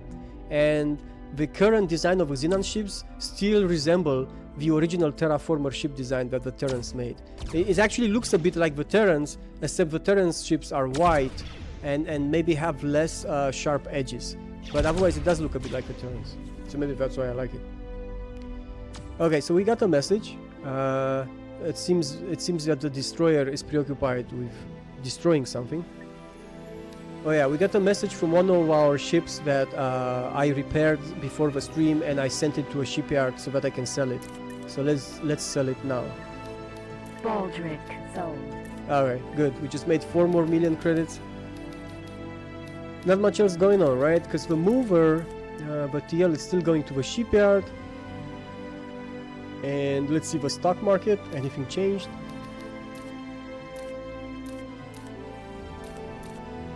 No, it's still at the minimum price almost. We can wait. Oh, this guy is at the minimum price, so I think. But if I buy it now, problem is if I buy it now, I won't have enough money for the complex, so I can't do that now. I need the money that I have in my account because my TL is going to buy a ton of factories. Hey Sherian, it's today it's been an economics class. Like I named the episode today, I named it Capitalism. There's a reason for that. Today it's all about thinking of ways to make more money, more and more. It's never enough. You are talking. The information you require that's cool. is being transmitted now. So, you might encounter some this guy. moments. Would you choose to take further profit from this job? So this guy is offering us a build station mission, and as you can see, it's very well paid. He is going to pay 8 million credits, and I think this station costs about 1 million to purchase it. So sure, I'm good with that. We have time. I think we have almost 2 hours left to do that mission, so no problems. There's plenty of time for our TL to buy everything needed for the Saturn complex hub, and then we can do the mission. Okay, so we saw that.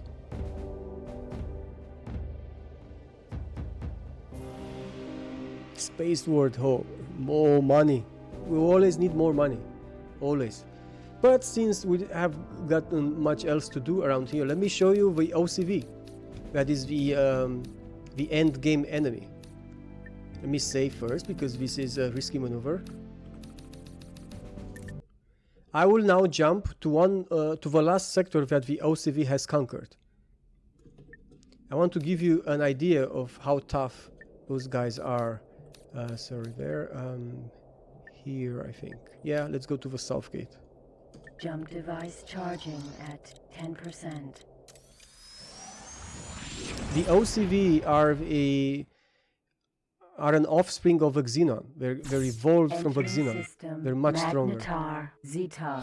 Okay, so we can see a bunch of ships ahead. Let me try to gain some distance first. What's going on here? So there are some ships there. They're engaging a Paranid corvette. Okay. Let's look at the ships that we currently have on our radar. We have a bunch of ships that are classified as interceptors, the OCVOs. We have 2 frigates, the Rs, and actually a third one, the G. And we have 2 destroyers, 2 OCVVs. Okay. So let me slow down, turn back, and take a look at them.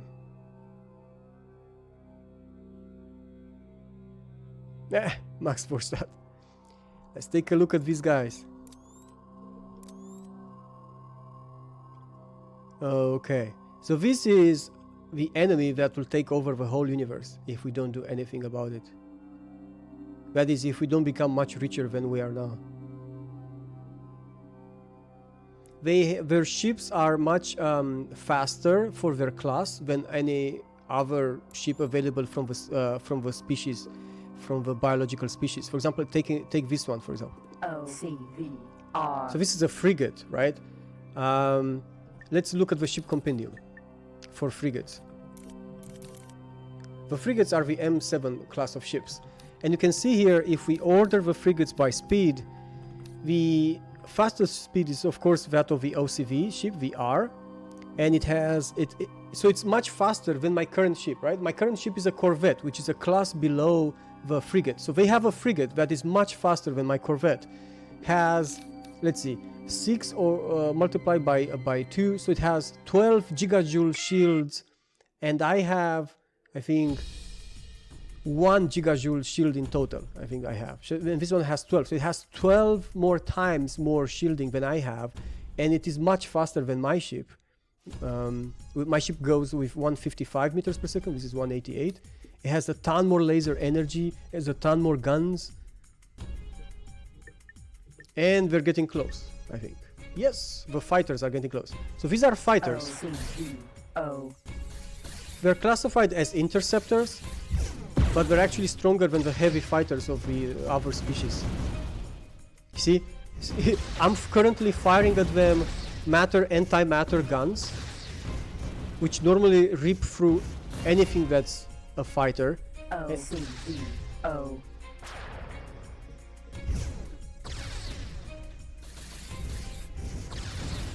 I think I'm going to switch my guns. Target left firing range. I have a keyboard Target shortcut is to now switch in different firing guns. range. They fire projectiles which do less damage, but it lasts longer, because right now I already almost lost half my laser energy with the previous guns. So these guns do less damage, but they last longer.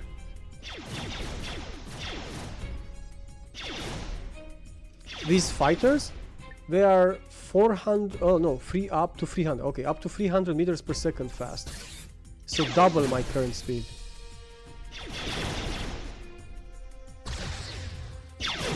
Luckily there aren't many of them. 2 fighters I can still destroy since I'm in a corvette. Okay. Let's go back here. Are they getting closer?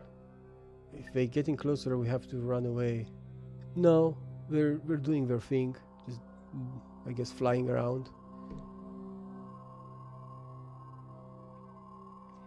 Let's put a camera on a large one, on the destroyer. V. There you go.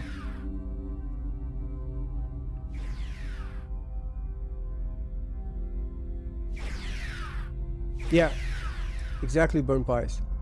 Their M7, which are frigates, can smash tons of M2s, which are destroyers of the other species. And so their strength is really terrifying. The ship that I put a camera on right now, it's the super destroyer of the OCV, and it's just like the shielding is mind-blowing. It has 15 2 gigajoule shields, so that's 30 gigajoules of shields. I mean, that's colossal, that's insane. And look at the gun configuration. Look how many turrets it has, every turret fully decked with 10 guns. If you look here, it has 1, 2, 3, 4, 5, 6 turrets, and every turret is 10 to 12 to 8 guns. This is the end of the world, people. This is how it looks like. And this is the reason why we're doing all this. This is why we have to make much more money to defeat these guys. But we're still a long ways from there. Okay, I got the... Oh, there you go. He's in range now. And I hope I'm not gonna die. Let me fly away. Jump device charging at Fly away, 10%. fly away. Incoming message. His guns also have a pretty long range, so by the time I got the combat music, I was already in range of their guns. But I just managed to fly away. It's good. We're good.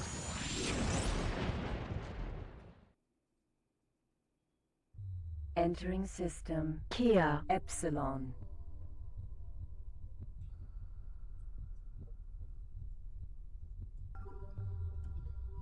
Okay. We got a message. What message did we get here? Issue during attempt to Saturn Complex Hub shop. Not enough free cargo space available to transport one unit. Ah, okay. So it just tells us that the TL ship ran out of cargo space. So how many did you get? It got a bunch of ships, of stations. Okay, so let me order it to go. So this is kind of, it should have been automated. I guess I'll take a look at it by next time to make the script be fully automated, because right now it's when it runs out of cargo space, it gives you this message and stops instead of just going back to the Saturn Complex Hub and drop them. But I guess it cannot drop them. Yeah, that's why, because in order to install the stations in the Complex Hub, you actually have to go through the menu. And while the TL is docked at the Saturn Complex Hub, you have to go through the menu and tell it, oh wait, install all these stations, right? So I guess that's why it doesn't do it automatically. That's fine. That means it's going to take one more command to do all that for us. So right now I told it to go to Terran B and dock, and because our Saturn Complex Hub is close to the gate, it won't take a long time. So it's going to take very little time to get there, probably. Oh, it already docked. Oh, there you go. That was fast. So I want you to install the factories that you have on board. Okay, so now it installed everything on board. It even extracted the silicon yields from the sector. And it left anything that it doesn't need.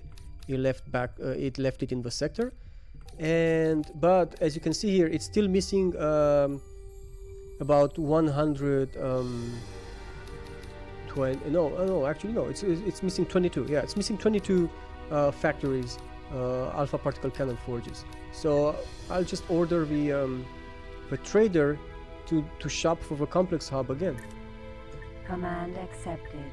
And then when you do that and you have factories already installed in the Saturn Complex Hub, it will only try to buy any remaining factories. So it doesn't rebuy everything again, which makes this useful, not to have to worry about that. We're almost there. We'll have that running in no time. What else should we do in the meantime? Let's look for some fun fights. Here, tons of Xenon.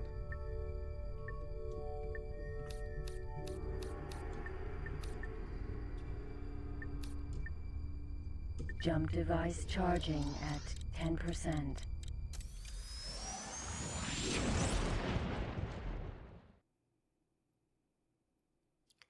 Google. Entering system. Google Joule. Fune. Yes, that is it. Google Joule. Hey, I don't want to go east. I want to go north. Where is north? Where is north? Oh man, so many things here. Gate Xenon Sector 534. Where is it? I don't see it selected. Oh, now I see it. Oh, it was just ahead and my view was obstructed here. Well, we still have a lot of way to fly there. Let me try to jump just at that gate. Jump device charging at 10%. Entering better now. system Getsu Fune.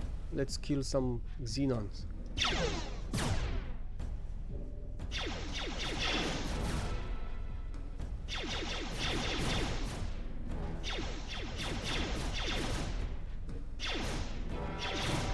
On behalf of our President and Senator, the Argon Federation thank you for your help with this invader. As a reward, you get 5,000 credits. Fantastic, 5,000 credits. We'll be rich.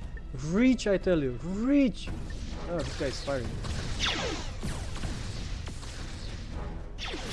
He's jealous because I'll be rich with those 5,000 credits. Which reminds me, how much money do I have now? Oh, I just have 31 million available. I don't know, is that enough for the 22 factories that I have left? I'm not sure. Let's see what the stock market is doing. Man, I have my money frozen in the stock market. Need to get rid of it.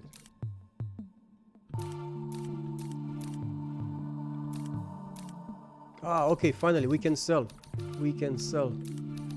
We're going to make about 11 million credits profit. Sold.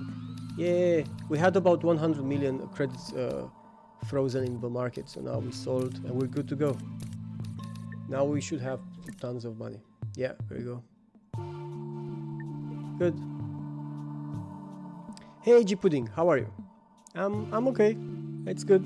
It's a bit earlier than usual, and it's also Sunday instead of Saturday. But it's okay. One last week before a 2 weeks vacation for me. But I'll be around. I'll actually try to see if I can do some additional streams than the regular weekend one. I hope that's cool with you guys. Oh, one of my ships just got to the shipyard because I told it to tell me when it gets there.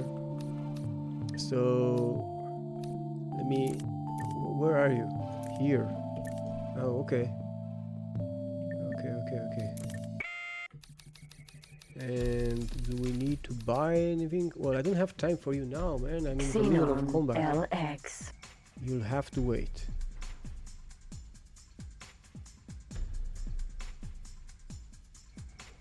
Target is now in firing range. I can see it, computer. Yes. Xenon M. Yes, Kilgore Trout. That's perfect.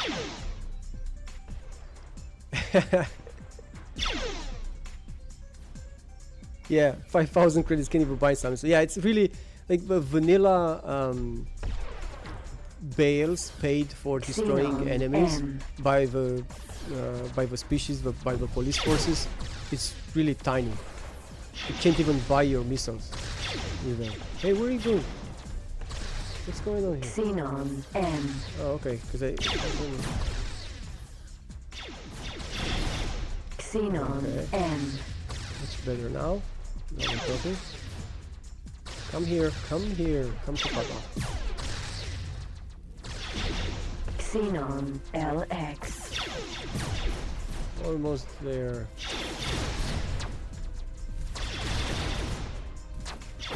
Xenon M. Ah, Xenon L. he took my kill. No, stop shooting at me.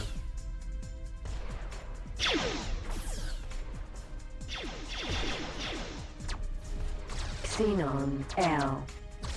They have these guns that when they hit their target, see, they push them.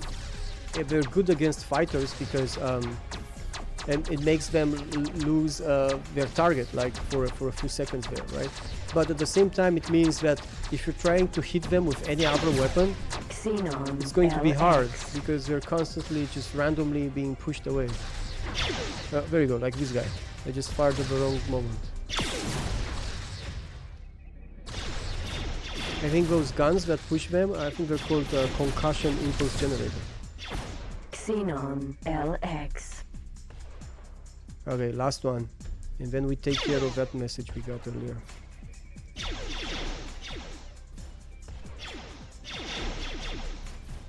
Xenon Oh, no. LX. There's one more. Oh, there are a bunch more. Oh, but those guys are further away. I don't care. Oh, and I have a build station mission. I should have looked at that. Oh, okay, it's not. So the way you the easy way to decide if you want to do a build mission is to just look at the difficulty. Target If is it's now anything in below firing average, range. it's not worth your time because that means they're going to pay a small premium on top of the cost of a station itself. But if they're very hard difficulty, that will be great. That pays a lot of on top of it. Yeah, okay, done. Xenon M. Oh, and those guys are 50 kilometers away. I don't care about that. Let's see chat. Good night, Mr. Primal. Thanks for being here. Hey, what did our TL do now? Where is it? Okay, I think I'll just go to a silent sector and accelerate time a bit, and just here. Jump device charging at 10%. You're planning to buy Spitfire? Entering system. Okay, sounds good. Terran It's a good C. ship. This sector looks pretty cool.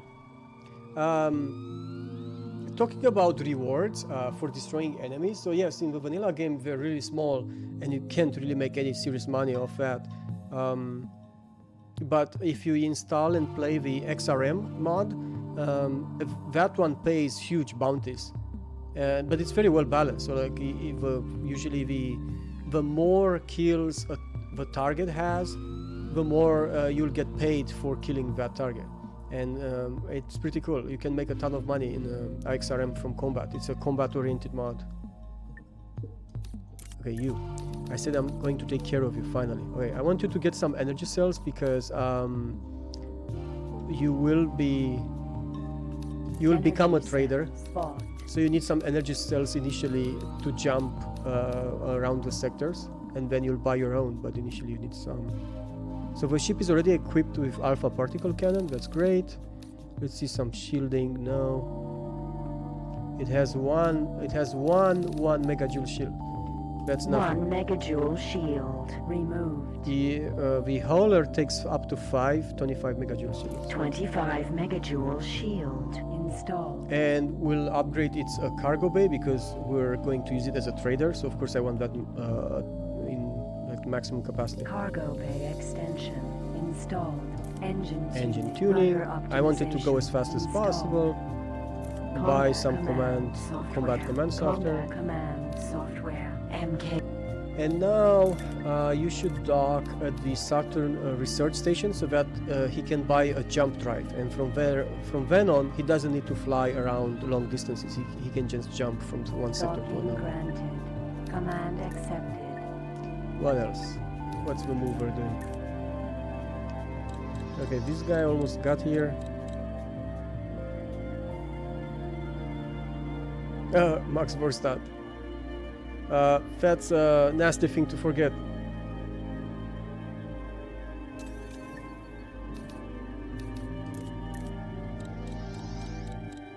Alright, so he bought the last remaining factories. He's now going to the Saturn complex hub to deliver them, and then he'll give me a message when he got there. Come on. Incoming message. Okay. So we got a message. Yes, shopping for Saturn Complex Hub GOG APC is completed. Great. Let me go back to the Saturn Complex Hub console and install the remaining factories. Great. Now it's ready. Now because we have everything installed, all the asteroid yields, and we have all the factories required, you can see that we have now a new option here which wasn't available before, engage. So we can start the manufacturing process of the Saturn Complex Hub. So we just started it, and now it's working with the configuration we had calculated before. And if you want to check progress, I think you just press like U on it. Yeah, this is where it will report its progress. It's still a bit ramping up, so it hasn't started. It's still just showing 0% progress there. It'll very soon start working. Okay, now it started working. So we can see here that a cycle, a production cycle, takes about 24 minutes, almost 25 minutes.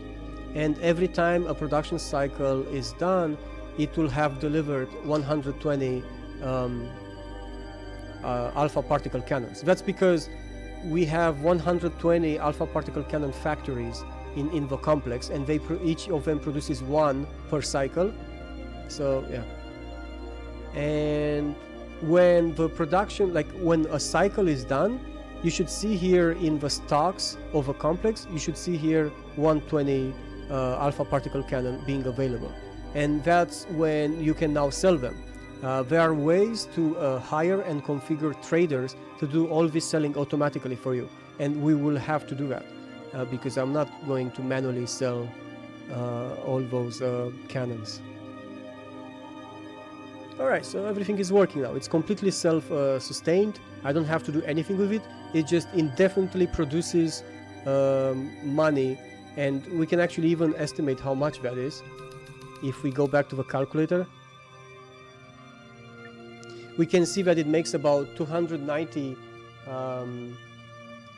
cannons per hour, and the price of an alpha particle cannon, there you go, so it's about 80k on average, right? And if someone wants to do the math really quickly and tell us how much that means per hour, 290 alpha particle cannon multiplied by 81k average price. Is there something? So, okay, we deployed our first complex. Now the TL is free to do some missions, and we already got a mission before, so that guy wants us to build a split mass driver forge. So let's go to the TL, trade command search. We want a split mass driver forge. So it's a type of factory, so let me select factories. Factory. And the race is split. Right, and the type is split mass driver forge. Patriarch's conclusion. Command accepted. Go and dock there. Yeah, okay.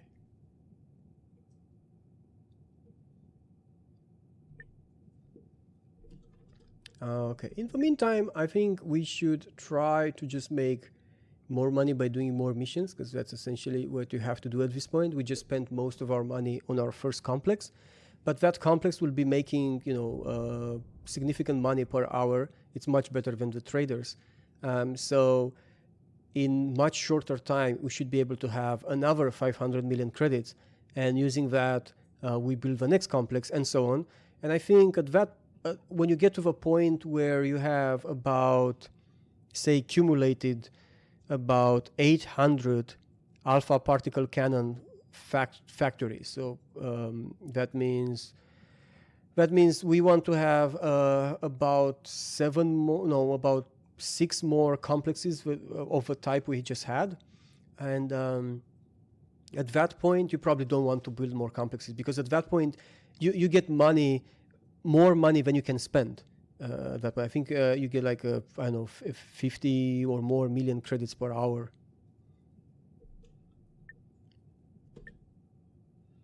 Okay, so let's try to see if we can find more build station missions. Oh wait, I want to jump. What are you doing here? Jump device charging at 10%.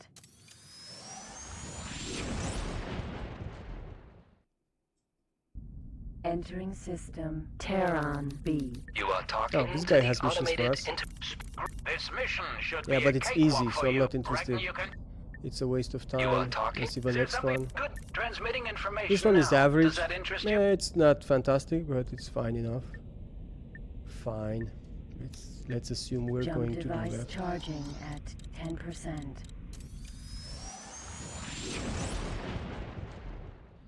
Entering system Terran Oh, A. you get video buffering.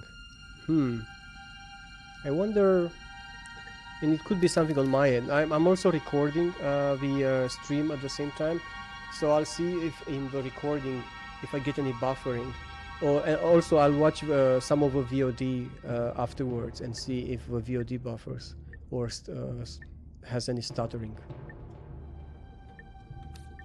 Jump device charging at 10%.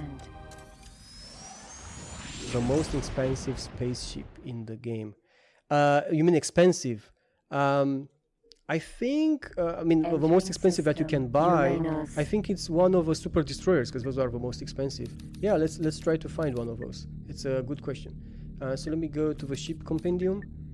Let's go to M2 class. The M2 class is the destroyers, which also includes the super destroyers.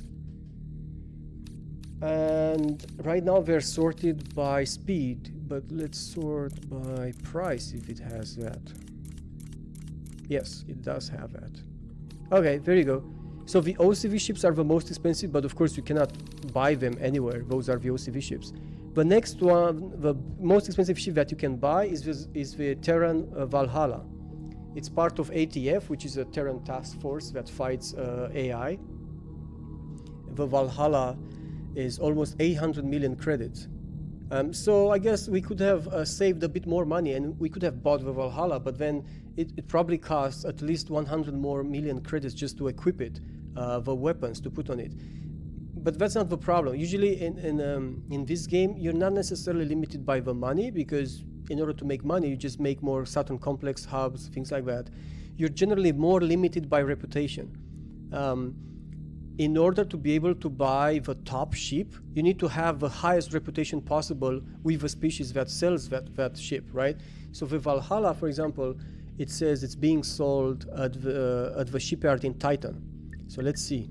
If we go to Titan here and look at the shipyard. Yeah, there you go. There's the Valhalla, right? So it's almost 800 million credits, like I said. And it says below, you can see down here, it says that the reputation requirement is 10. So I need to have 10 reputation, which is the maximum you can have. And currently I have 7. In order to get from 7 to 10 might not seem like a big difference, but the advancement of reputation slows down logarithmically. So it's much harder now to get from 7 to 8, from 8 to 9, and especially from 9 to 10. From 9 to 10, it takes a long time.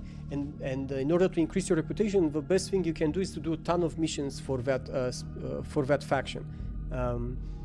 And we will be doing lots of build station missions. I mean, I'll be doing that off stream mostly, but those will flatten out. I think once I get to reputation 8, from that point on, the build station missions won't give me that much reputation anymore. The way you can make most of your reputation is to just fight on behalf of that faction. So you have to take combat missions, and you have to take huge combat missions. You have to take those kind of combat missions where you have a Xenon jump in with their own destroyers and carriers and tons of ships. And so how do you fight that? Well, you need your own fleet. So that's it. In order to get to the point where you can buy the Valhalla, because at some point we will want to buy the Valhalla. Clearly, that's the top ship we can buy, so we will buy it.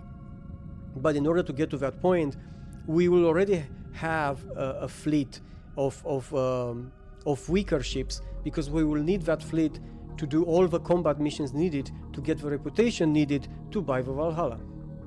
There you go.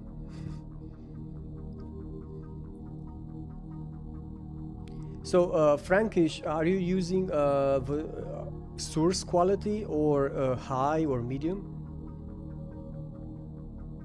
This game is almost like a second job. You mean gaming is almost like a second job?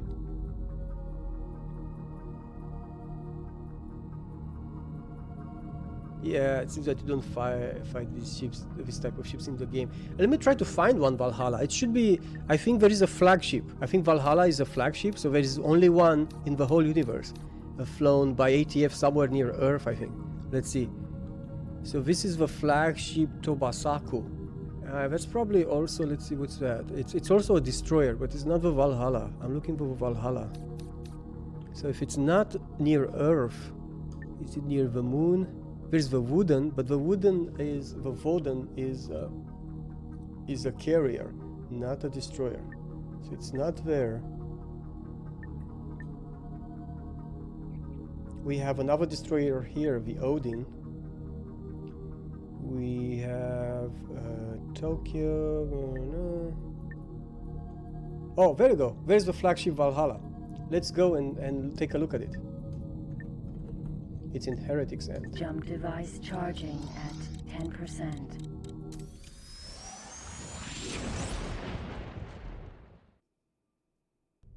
Entering system. Heretic's End. It is obtuse, no question about it. It's consuming just to learn all those things, but it does feel very rewarding because it gives you so much freedom. I mean, of course, in order to spend all that time to learn all these things, you have to like it. Obviously, if you don't like it, why would you do all that, right? But I like it. I like the game. I like what it gives me. And yeah, let's go. There it is, the Valhalla. Terran Task Force Solaris. Command Solaris ATF Flagship Valhalla. Where is she? Oh, there she is. Oh my god, she's almost the size of a solar power plant there. So let's go closer. She has an escort. There is some ship down there. Put a camera on it. There it is. The Valhalla.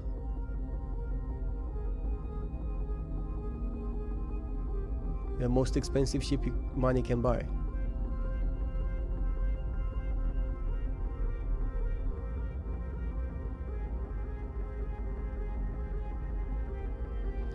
See, the design of a ship, like the fact that it's flat like that, it's a bit similar to the Terraformer and the Xenon destroyer, but of course, otherwise it's different.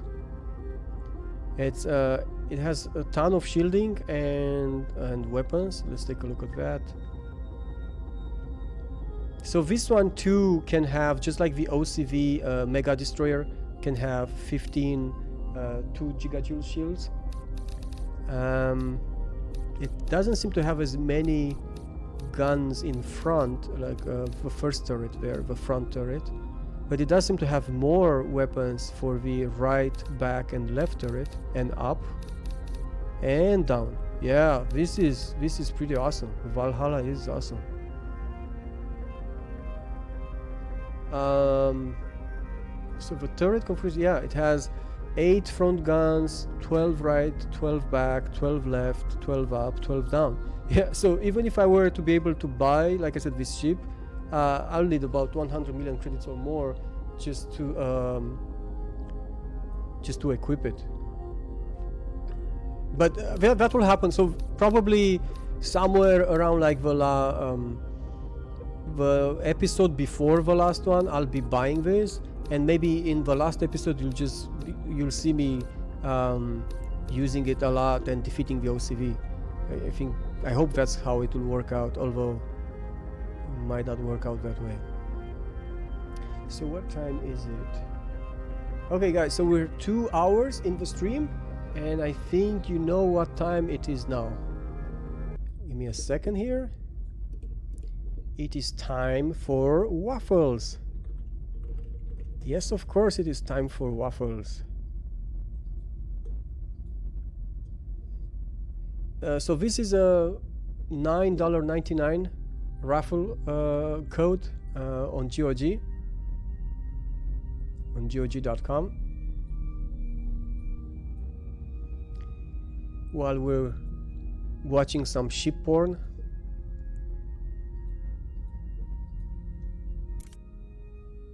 It is very slow. So it's moving with 25 meters per second? What maximum speed does it have?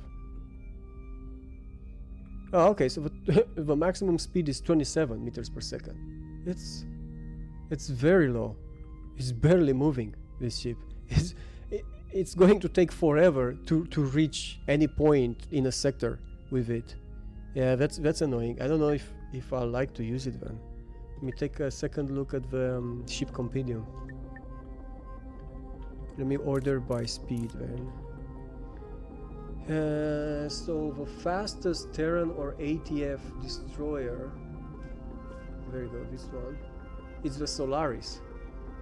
So the first one is the Solaris, goes with 60 meters per second. 60, it's okay for a destroyer, it's fine, and it has its good shielding, half that what the Valhalla has, but it's good for a destroyer, I think. I think we saw a Solaris near Earth, right? Where was that? Where was the Solaris? It's not here.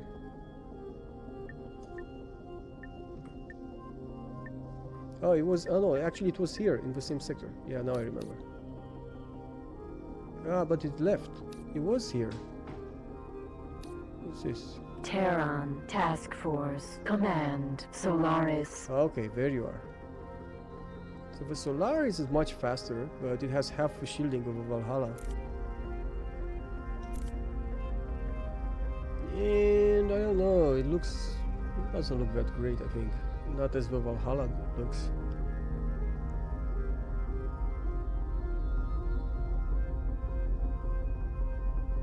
Well, but at least It's not moving like a snail, 27 meters per second. Yeah, I can't imagine using the Valhalla. I mean, maybe in kind of a very tactical way, but to center my fleet around one, because if you center your fleet around a big ship like that, you will want every escorting ship to stay close to it, right? Because that's their point, that's their purpose, to escort it.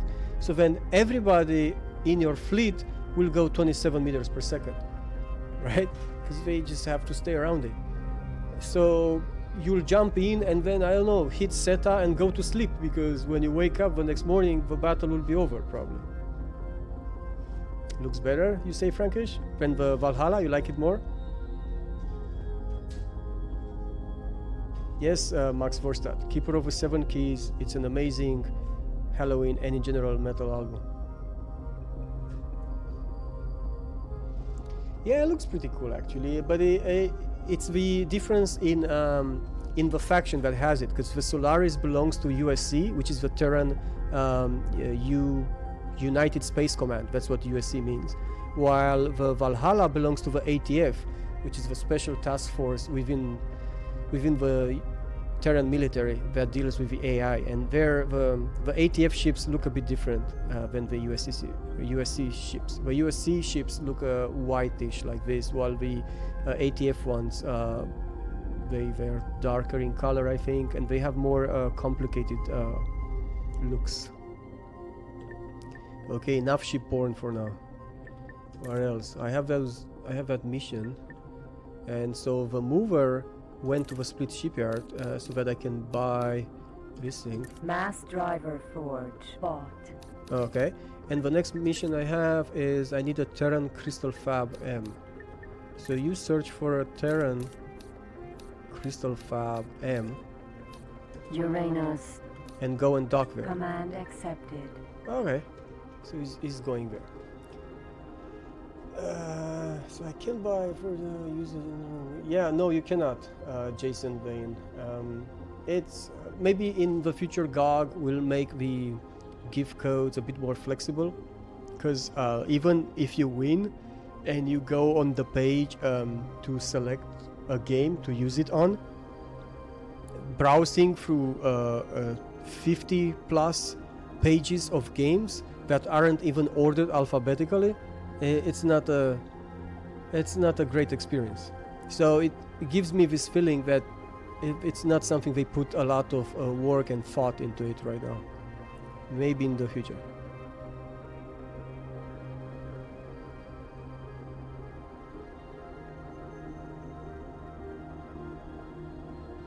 Okay. We can just continue, I guess, try to pick up more missions, or let me see how many traders does Nova have right now, because I let them slowly recover the trader fleet. So I saw one there, but I don't want them to get too many, because then they'll become annoying, and that's not good. Just pirates everywhere. Xenon. So there's one here, and they put the monitor on it to remember it. Incoming message. And there's another one here, put the second monitor, so we have 2 so far, plus the first one we saw, so that's 3.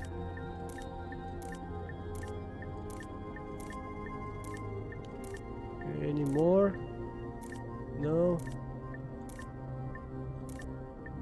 And nothing, it's all clean here.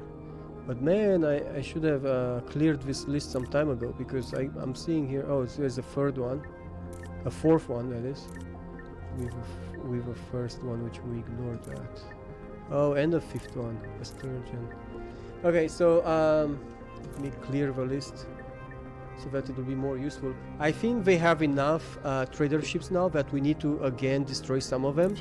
It's like population control, you know, like you bring 20, some 30, some new species 40, in a 50%, in a new 60, environment for them. You need to perform population control.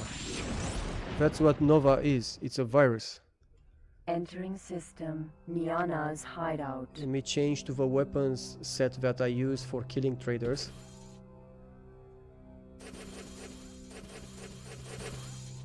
I have two sets of weapons on my ship, and I've configured them with a keyboard shortcut to switch between them.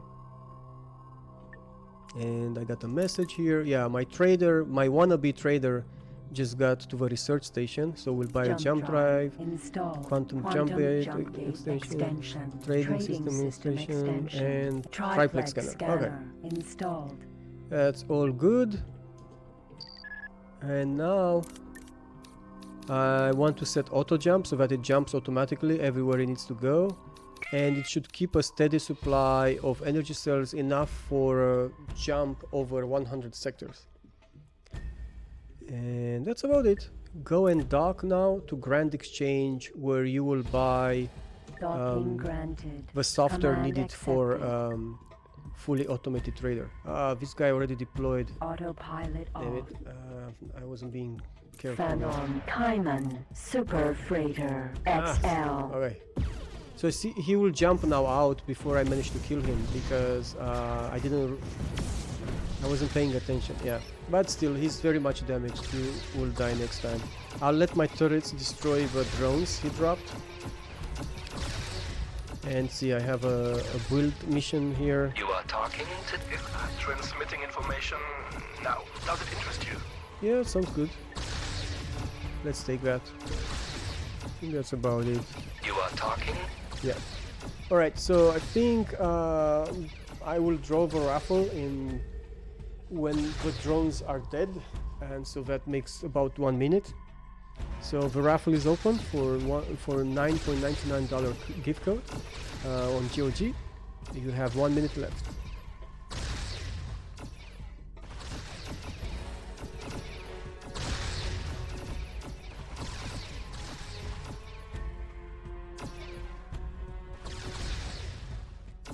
Inquisitor. Oh, Warcraft. Is that Warcraft? Warcraft 1. I believe they had a search option for code review in the old website layout. Oh, I see. Well, yeah, of course it's very useful. At least you can... I mean, at least they should somehow make it that you see first your wishlist games. So Estir, let me try to think about that. So I know that Litcube removes almost all the missions from the original game and all the plots, but I was trying to think if there was a mod to add them back. I know there is a mod that adds the Terran conflict plots to Albion Prelude. And I know someone made a modification for it for XRM, so that it's compatible with the XRM mod. But no, I think, no. From what I remember, no. Litcube doesn't have... there is no mod that adds the plots to Litcube, no. Because I guess with Litcube, the idea is it's a pure sandbox. Other than having the two large enemies that you need to fight, it's a pure sandbox. There is, however... There are, however, some mods that add their own sets of missions. There is an X missions, I think, mod. There is an X missions reloaded, and there is an X missions overloaded. The X mission overloaded actually is a very interesting thing that I want to try out at some point in the future. It changes the gameplay of Litcube. It's almost as a completely different version of Litcube. You don't have to... I'm not sure if you still have to worry about the Phanon and the OCV. I'm not sure about that, but in the beginning of a game, you'll have to swear allegiance to one of the species in the game, and then everyone else will be an enemy, right? So that makes things hard. But the game gives you a Kah queen. A Kah queen, the Kah is a type of, it's one of the species in the game that doesn't exist in Litcube's universe, but it existed in the original game. And the queen is their mothership, right? So in X missions overloaded, you get the Kah, Kah mothership, and then that gives you access to all sorts of special functions. and you can advance very quickly. It's a very fast-paced game, much more fast-paced than what I'm playing right now, right? This is very slow. So that might be interesting for you. Let me draw the raffle, guys.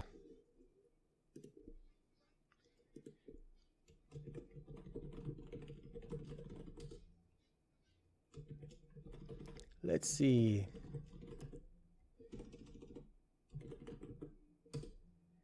And the winner is Jason Vane. Jason Vane. I hope I'm pronouncing that right. Congratulations. Please let us know in chat if you're here. Although I remember seeing your message before. Messages from you. Okay, so where did this guy go? Oh, so this guy which I damaged before, and I now need to follow through. He went to a pirate sector. Autopilot activated. Well, Autopilot no. off. I guess I haven't discovered that pirate sector because it's not jumping there. Spaceweed Grove. Where is Spaceweed Grove? Do I know that sector?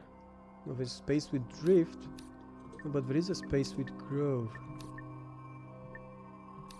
Where could it be? I discovered here, south of here, there is Freedom's Reach. Incoming And message. south of here, there's a Xenon sector. Oh, is it here?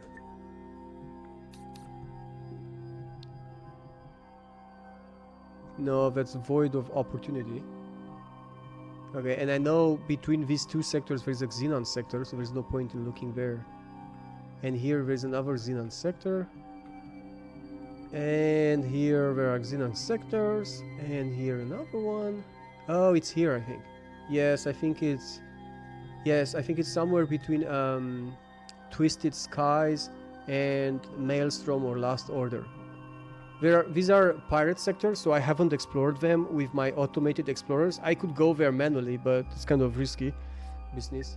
So this guy, I'll have to let him fly around until he comes back into the known space, where he comes out of a pirate space.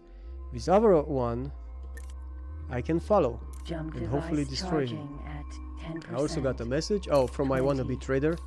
30. Now I can buy software so that Trade becomes an command automated trader. Software. Trade command software.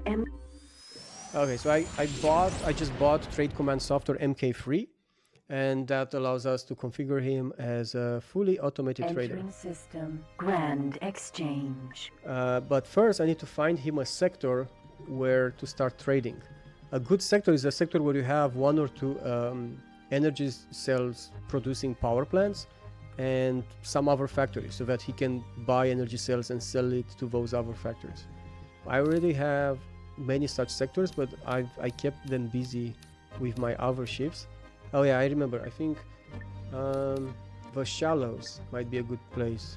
Yes, it has 3 solar power plants and tons of other factories. So that's what you will do, my dear man. You will start a sector trader in the Shallows. Command accepted. Good. We just started that trader. He automatically renamed himself to GOG, ST, blah blah blah. So now we can hide him. Don't need to see him all the time.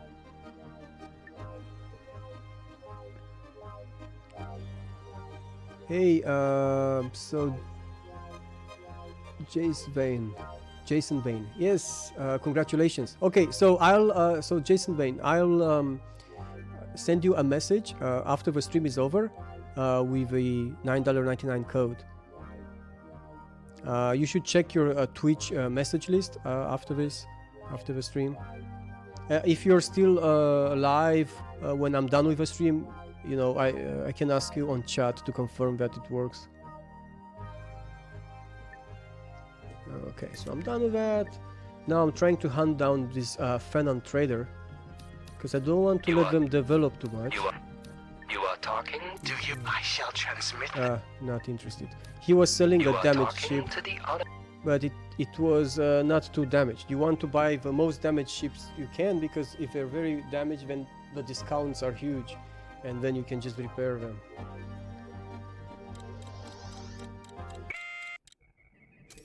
Autopilot off. Okay, got him now. I don't think he'll be going anywhere.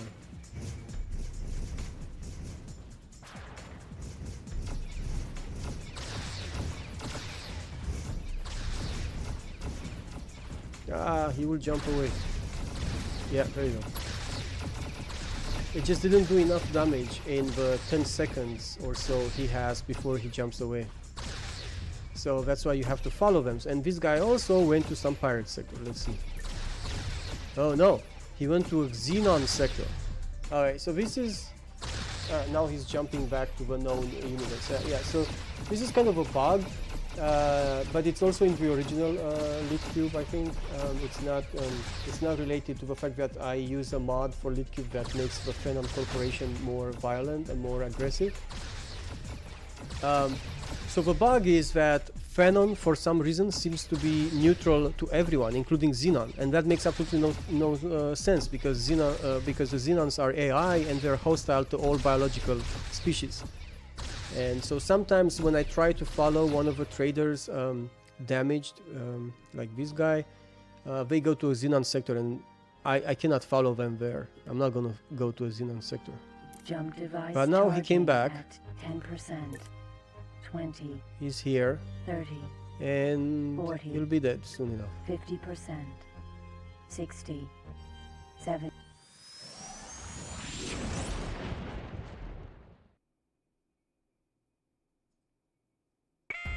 Entering system. Zyarth's Dominion. Autopilot. Yeah, I need off. more damage. No aim. That's why I have 2 sets of weapons, because my normal set of weapons doesn't do enough damage, but my second set of weapons does a lot more damage and uses a lot more energy. As you can see, just because I fired a couple of times at him, I have like 70% laser energy left. But even with a second set of weapons, they still escape sometimes. But if they do anyway, they usually escape with huge hull damage, and so I can just follow them and destroy them. Okay. You are talking? See what this guy has for us. Things tricky. Whoa. Do you want profit from this job? This is an amazing deal here, guys. So it's a very hard difficulty, and like I said, the harder the difficulty for the build station missions, the better they are paid. And this guy, for very hard difficulty, he's paying almost 12 million credits, and I believe this station costs much less than that. So it's the Teladi Engine Components Factory. Of course, we will take that mission. And if we look here, where is the Teladi close by? Zakia Epsilon. Oh, Grand Exchange. So the Engine Components Factory costs 2.8 million. So he's paying almost 10 million additional credits just to deploy that station. That's an amazing good deal. So our mover went to the Terran shipyard, so we can order him to get the Crystal Fab M for a build station mission that we had picked some time ago. Crystal Fab. And Teladi Engine Component Factory, and then Teladi Shield Production 1 megajoules. Okay. So go somewhere where the Teladi sell the engine component factory. We are scanned. Eonimus Zura. And dock. Command accepted.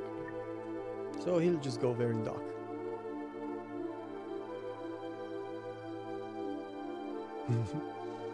Yeah.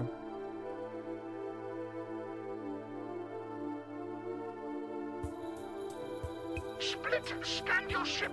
Waffles Find any everywhere. illegal goods aboard. Okay, so we destroyed that tree. What's this guy doing? Still flying in pirate space? So he's now, yeah, it still has the same destination. I guess because I damaged it, he's being very slow now or something. But he's still flying through piracy. Well, let's be adventurous, right? Let's try to scope out some pirate sectors. Let's save. How much energy cells do I have right now? Because the energy cells are consumed every time you jump. I still have about 2k. That's a lot, so we're still good. Right, so I want to go, so north of Last Order, there's Mercenaries Rift. So that's not Space with Grove. It could be then somewhere linked from this sector, from Twisted Skies. So let's go to Twisted Skies. Jump device charging at 10%. Yeah, Max Vorsat. Now there are a Entering million... system. Whoa. Twisted Skies. Whoa, check this out. There are a million metal subgenres. Now this is awesome. Hey man, we should have come here earlier. But aren't we too close to that star or something?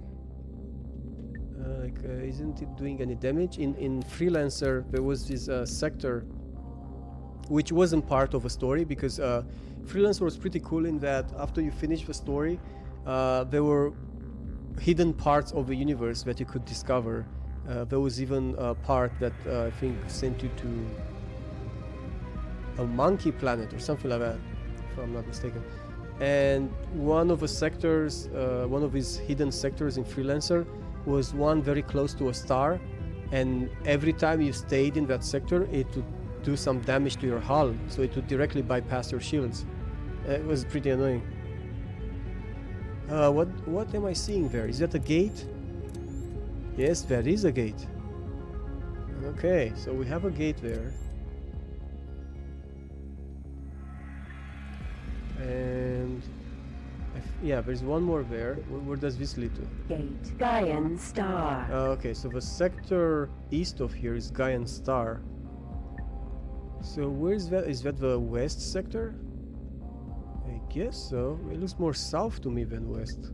Oh no, it is west. Yeah, it is the gate to the west sector. And the west sector is Spires of Illusion, so it's still not Space with Drift. Where is that? So, oh, because there are two unknown sectors here, right? There is room for two unknown sectors. There is Gaian Star probably, and the next one could be Space with Drift. No, because north of this is Mercenaries Rift. So it's not that one. I don't know where Space with Drift is. This is interesting. A mystery. If I drop a satellite here, but I don't have any more satellites, right? Yeah, I don't have any more satellites.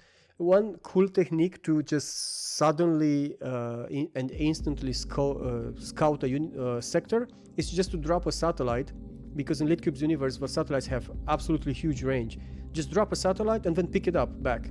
You don't have to leave it there. And because you dropped it, it automatically will see all the objects around here, except ships, which of course you have fog of war for those. But stations and gates, those will be scouted instantly. Sunshine. I don't know the movie Sunshine, but it does look pretty cool. This sector looks awesome. These pirates have cool looking sectors. But I guess it makes sense, probably no normal people want to set up here shop, right? There are no planets that they can inhabit, as far as I can tell. No planets, just some asteroids. So yeah, no wonder the species aren't interested in taking the sector. It's left to the pirates. Well, since I don't have a satellite, but I should, let me just jump to the center of the sector. Then I can order my supply ship to bring me some satellites. Entering system. Twisted Skies. Okay. You, supply ship. You should supply me supply ships. Yes. I want advanced satellites. And I want to not... No. Bring them to me. And how many? Just 10 should be enough. 10. So 10 advanced satellites and supply. Command accepted. So now my supply ship. I keep a trader ship around, especially for this kind of special missions. Every time I need some energy cells or some other type of good, I just order the ship to go, and it will automatically find somewhere to buy them from, and then it will jump to me and transport them to me.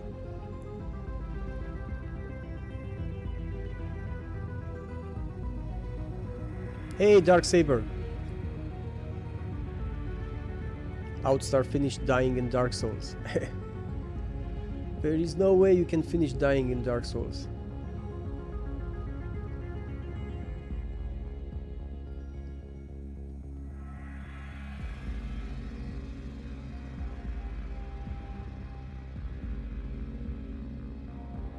Well, Max Vorstadt, I can tell you that it does help immensely. It gives you always a source of inspiration. It gives you active. It gives you. I mean, it makes you focused on what's going on. Like you don't get drawn too much into the game, because that can happen with these games because they're so good, right? So you can always easily take a step back by the fact that you just check chat all the time. And his space chrono trigger, adorable. Yes, well, I know it's not how you like. I know it has too much space for a chrono trigger game, but you can think of it like that. I know you can. I trust you. Okay, so my TL ship has docked with a Teladi shipyard, so I need the engine component factory from there. Engine. And the next mission is a Teladi shield production facility, 1 megajoules.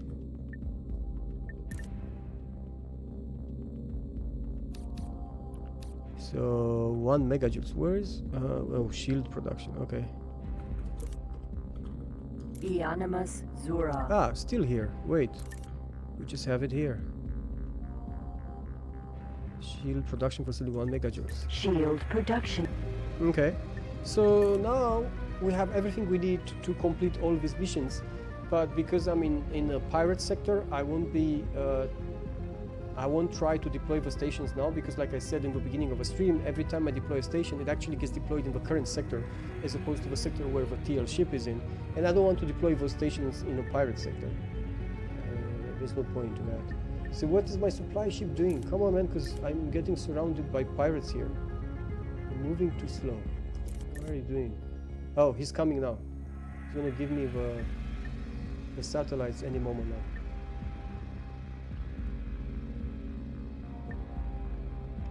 now. This is... Incoming message. You need to fly. You need now to fly away Docking granted. as quickly as Command possible. accepted. We're getting attacked. Pirate Kestrel.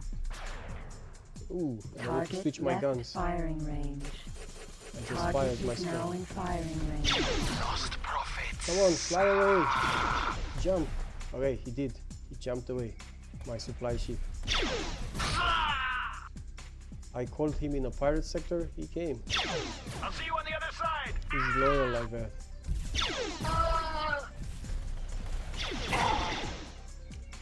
Pirate Harrier. Okay.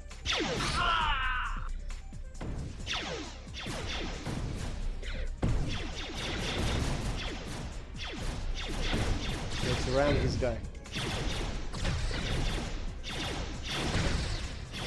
Alert. Missile closing. Someone firing missiles again. Hey, you.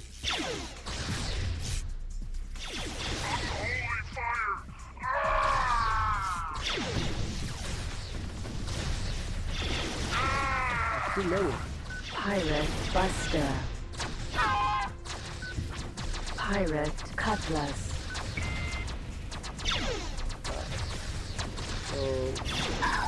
Oh, okay. Pirate Penetron. We have a fleet here. How many are there? There's still a lot. Let me jump to the next one. Jump to the Try to throw alert. them there. Missile closing. Alert. Missile closing.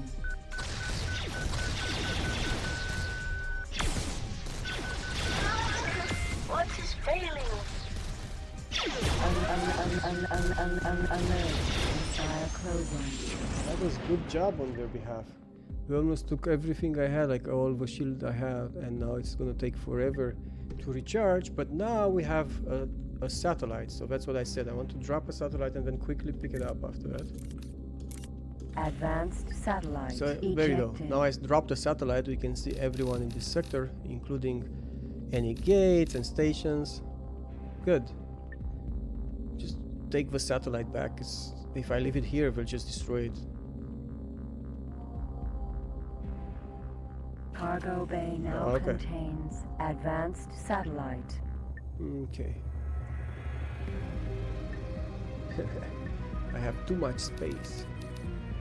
Okay, so I'm not able to find where that sector is, unless it might be here, linked from Spires of Illusion. So let's try to go Jump there. device charging at 10%. Alert! Alert! System. Yeah, because Spires of illusion. they fire these swarm type missiles, which they split into 10 different missiles. The idea is you cannot use countermeasures against something like that. At least some of those will still hit you. And so the computer says alarm. Okay, let's drop a satellite. Advanced satellite ejected. Yeah, it's just Eastgate and Westgate. There is no Southgate. I thought that maybe because there was a Southgate going to space with drift, so I don't know where that is. Cargo bay now contains advanced Oops, sorry about satellite. that. Okay, so yeah, we still don't know where that is. It could be linked from a Gaian star, I guess, but it's kind of risky to go that deep into pirate territory, but I can save. Let's see what messages we got and then we go there. Oh yeah, the supply ship just told me that after it transferred the satellites that he did that. Jump device charging at 10%. Entering system. Cabbages? Twisted skies. In German? Entering system. Gaian star. Ooh. Yeah, see, that's what I told you about not going Jump device to charging the middle at 10%. of a pirate sector.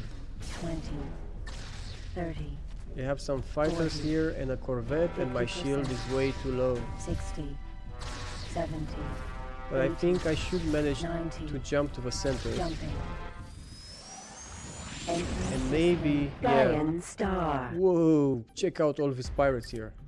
Let me drop a satellite quickly. Advanced satellite ejected. Okay, we see all the gates now. There is no south gate, so still did not find that sector. And let's pick our satellite quickly and jump the hell out of here. Cargo bay now contains. But this guy has a mission advanced for us. satellite. You are talking to... No, not interested. We're already launching missiles. No. Let's go here. Jump device charging at 10%. 20, 30, 40, 50%, 60, 70, 80, We're good. 90, jumping.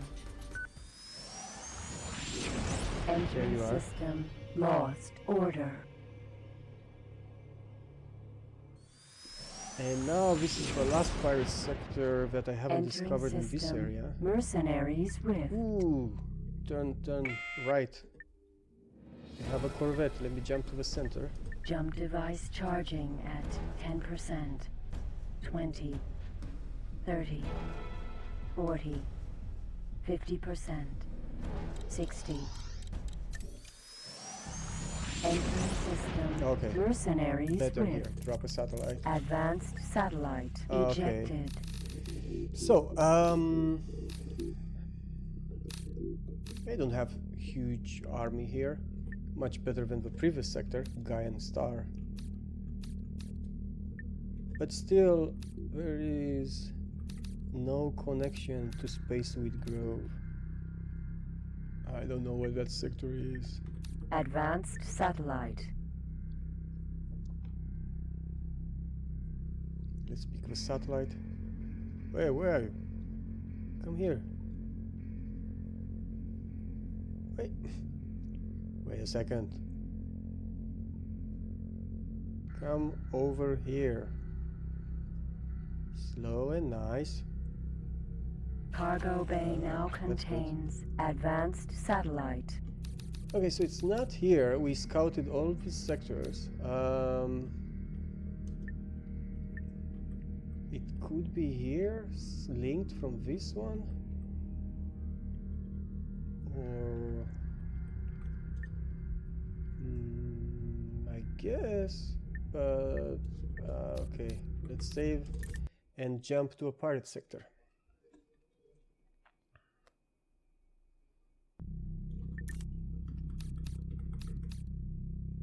We still have enough energy cells, so that's good. Here. Let's go south. Jump device charging at 10%. Entering system Lumangstad's Legacy. Okay, I think we should have time to drop the sat. Oh yeah, there you go. See that gate there? That gate hasn't been discovered. That could lead us to Spaceweed Grove.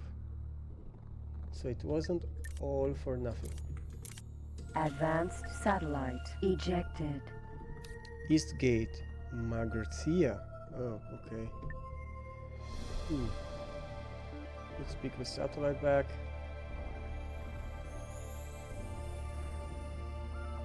Hey, come back. Damn it.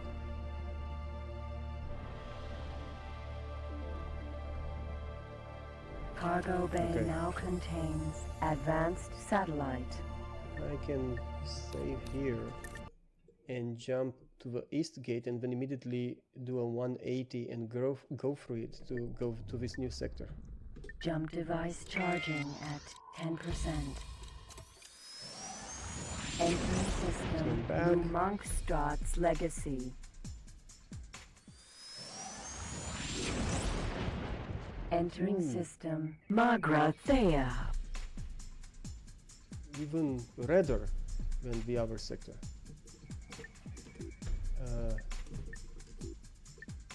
What the? Jump device charging I need to at jump to the 10%. center. 'Cause, 20, whoa, that looks like a burned 30. out planet. 40, 50%, 60, 70, 80, 90, jumping. Magrathea, yeah. Oh, I didn't know that. System Magrathea.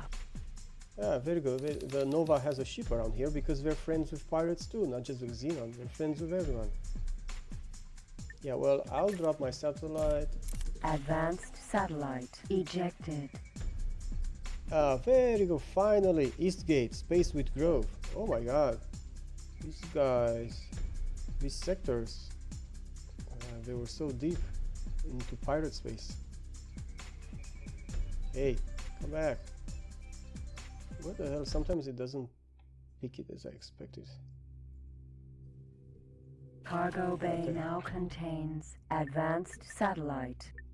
Jump to the east gate. Jump device And charging finally at going to 10%. find Spaceweed Grove. Entering system Then we're gonna have some wind. Magrathea. Yeah, exactly, Max Verstappen. Entering system Spaceweed Grove.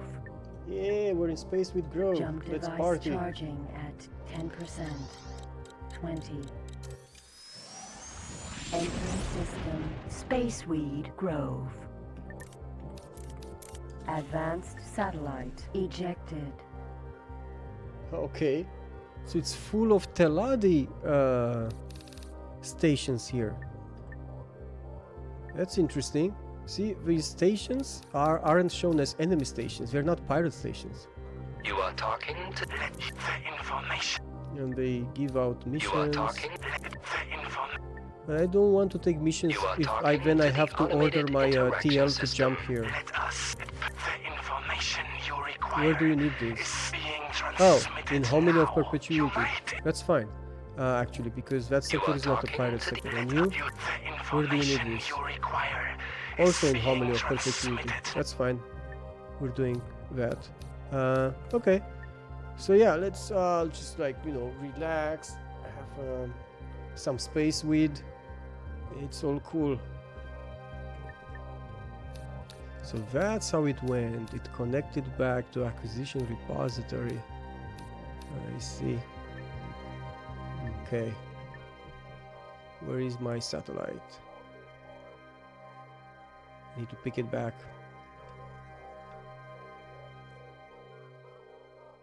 Cargo bay now contains advanced And this satellite. guy, he seems to be back in known space. Oh, he went back to his home sector, where I have a satellite, so that's why I see him with hull integrity and everything. But because it's home sector, I cannot easily follow and destroy him there, because it's very well defended with laser towers, as you can see. Not much I can do there.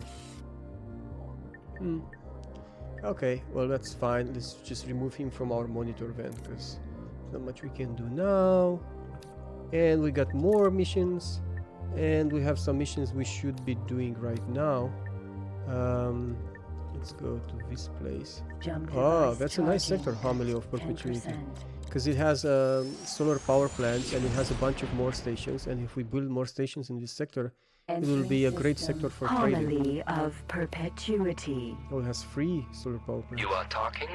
I shall transmit the data to you now. I take all missions. Now you.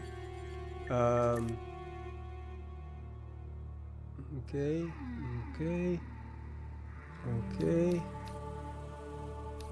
And then these guys, and then engine. Oh, I could get one more engine component factory. Because at the shipyard where we are currently docked at, they sell engine component factory. Very well. Engine. Good. So now you should jump. What's the first mission? It's in company strength. Go to company strength. Command accepted. And drop the first mission. It was the mass driver forge. Yes. Mass driver forge here. Command accepted. Good. Incoming message. Next one is in Terran D, and we have to drop the Crystal Fab M. Okay. Terran D. Command accepted. Have to go quickly through these. Crystal Fab M. Command accepted. Good. Incoming message. Next. Teladic Engine Components Factory in Zyar's Dominion. So jump to sector Zyar's Dominion. Command accepted. And drop Engine Component Factory here. Command accepted. Okay. Incoming message. Do these factories just kind of Heavy shield production overflow complex there or something? Alpha. No, they don't collide with each other. Okay, so it's just very little distance between them, I guess. So the shield production facility in Nyana's hideout. Nyana's hideout. Command accepted.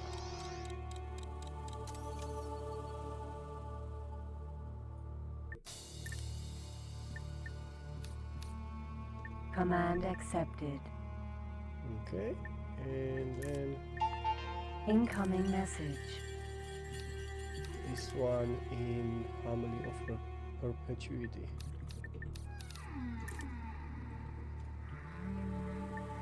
Command accepted.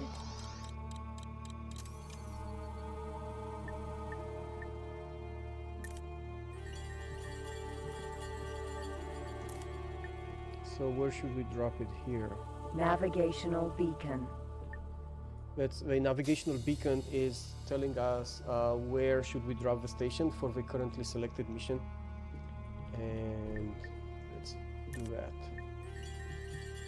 Since it's already selected, that's why I wanted to select it, because I have two of them in this sector and I wouldn't know which one to target unless I activate, I make the mission that I want to do now active, and then that shows me which one, which navigational beacon is the target of this mission, and then I select that one, and now when I need to drop it, I can see which one is selected and just drop it there. Command accepted. No aid. Incoming message. So we got a bunch of more missions done. And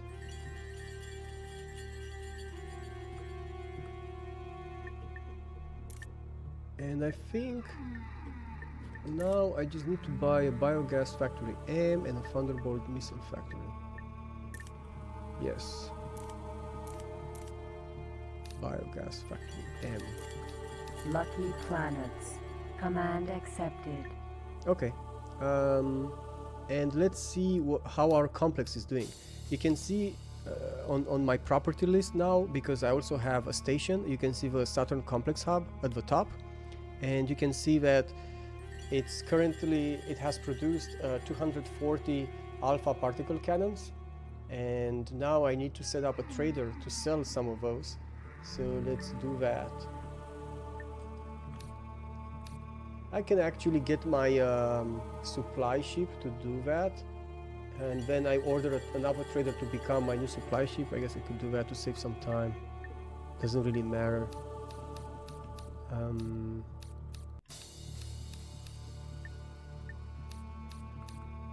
Where from? I order my traders now from the sector of the moon, and I tell them to go to Earth to buy jump drives. That way they don't have to go a long way before they get a jump drive, and after we get a jump drive we just can jump around and for longer distances. So jump around, jump. Okay, so I need a trader actually for to serve that. Well, it's fine. Ship order. It's fine. Energy cells bought. I'm buying some energy cells so that he has some initial fuel for his jump drive. I want to arm him with 4 plasma guns. Plasma gun installed. And some shields. I think he comes with 1 megajoule shield, which I will sell. 1 And megajoule buy shield. 5 removed. 25 megajoule shield. 25 megajoule shield installed. Upgrade the cargo bay, engine, engine. rudder optimization. Get some minimal installed. software here. Combat command software MK2 installed. Trading system extension. Triplex. So what do I scanner need? Installed. I need to find out. So let's order him to go and dock at the Earth Taurus. So you should dock at the Taurus. Docking granted. But I want you to Command notify me when you're accepted. done. Okay, so in order for him to sell the products produced by my complex, I need to set him up as a special trader called a station agent, and that requires certain components. And now I'll try to find out what components do I need on him to be able to set him up as a station agent, because the components are different from the components needed to set up automated traders that just roam the universe and do any random trades.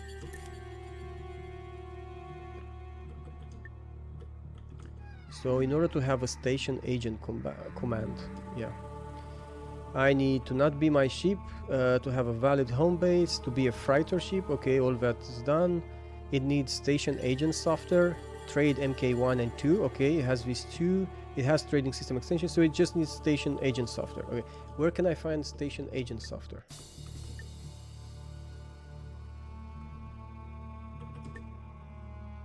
Oh, it's sold in many places, actually. Anywhere in the Terran space?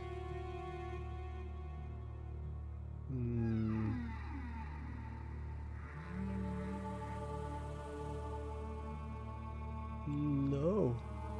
Interesting. It doesn't seem to be sold anywhere in Terran space, as if the Terrans cannot set up station agents or something. Well, I guess I'll have to buy it from a non-Terran place then. It's fine, there's no difference. It's just I was trying to see if actually the Terrans have this. So okay, one place I know where it is. It's oh, I see. So the Grand Exchange Chaladi Space Equipment Dock, where I buy my software for my automated traders, also has station command software, station agent software. Okay, good. So while that thing is happening, I should use SETA. How much money do we still have? 150 million credits. What's the total assets? We got up to almost 1,500 million to 1,500,000,000 credits. That's good, and we can already see the value of our Saturn complex hubs because it's considered in my calculator here. And so stations installed on Saturn complex hubs, right? So the value of those stations plus the value of the Saturn complex hub itself, it's about 550 million credits, which is what we spent some time ago at the beginning of the stream. And then it also says on station, where's on stations. And so I have 240 alpha particle cannons, which are valued at 20 million. So in the last, how much time did we did it pass since we built the complex? I think it was about 2 hours since we built the complex. So in the last 2 hours, we made about 20 million credits in value. So that Saturn complex hub is just making 10 million credits per hour out of thin air. That's how useful they are, because you don't need to manage it, you don't need to do anything once you set up. Your trader takes care of it, you don't need to do anything after that. Oh, Saturn, I missed that. It's the Saturn research station then? Wait. Saturn research station.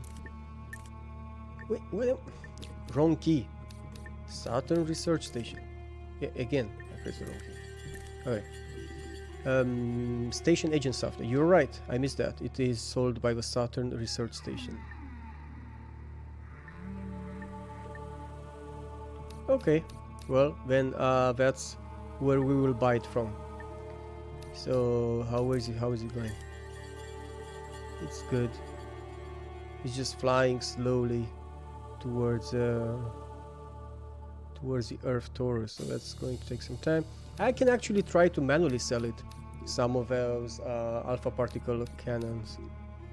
I think if I order my supply ship, hey, go and or I could turn it into the station agent right now. And Saturn. Docking granted. Okay, yeah, go there. Command accepted.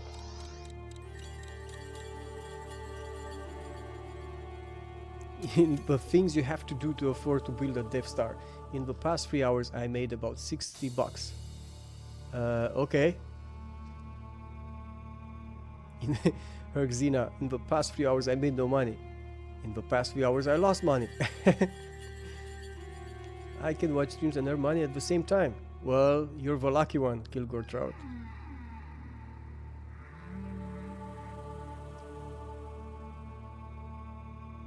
It would take me like a year to understand and play this game, lol, kind of like KSP, a lot of numbers. Yeah, but if you want to play it like I do, that is to build an empire, definitely, you know, it takes a long time to learn all those things.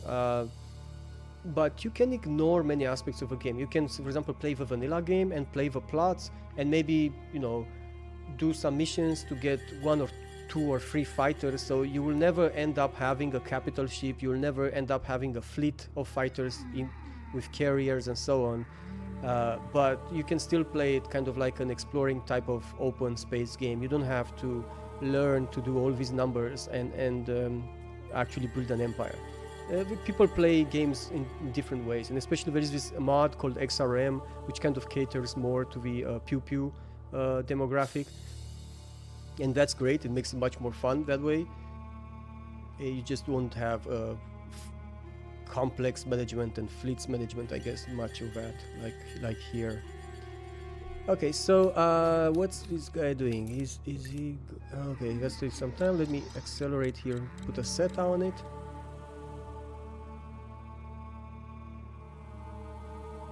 This game is pretty much the UI porn when it comes to station management. Yeah, Tikanja, I think that's great. It's sorry, when I say I guess I don't mean to imply anything bad about it or anything like that. I actually like both. I love, for example, Free Space, and I'm always happy to see Chris streaming Free Space, and I was really happy when he picked up that game. Scanned. We have no reason to because keep it's you. very Your pew-pew, right? cargo is clean. And Journey on. Freelancer is an amazing game that GOG should add, and it's really sad that they don't have it. Freelancer is an amazing game. It's a lot more pew-pew, right?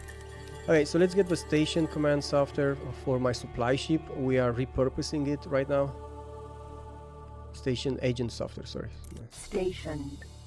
Okay, and what else do you have? You have some energy, so you have plenty of cargo. So let me home base it. So for every ship you have, you can assign a home base. The home base matters with certain commands, like with a station agent command, so that it serves that home base, and it essentially a ship that is home base, it will stay at its home base and just get out of its home base to do certain things, but then come back.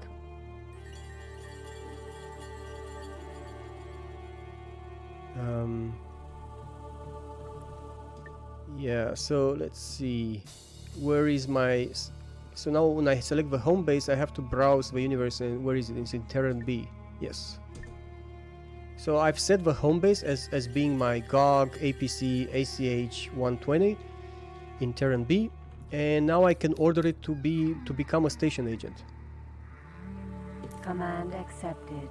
And now it should rename itself once so now it should jump to its home sector to go to its home station. It says returning home, and once it docks at its home station, it should rename itself to say that it's a station agent.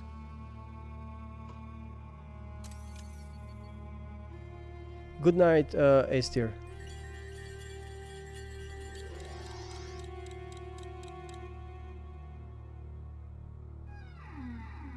Okay, there you go. Now you can see it here.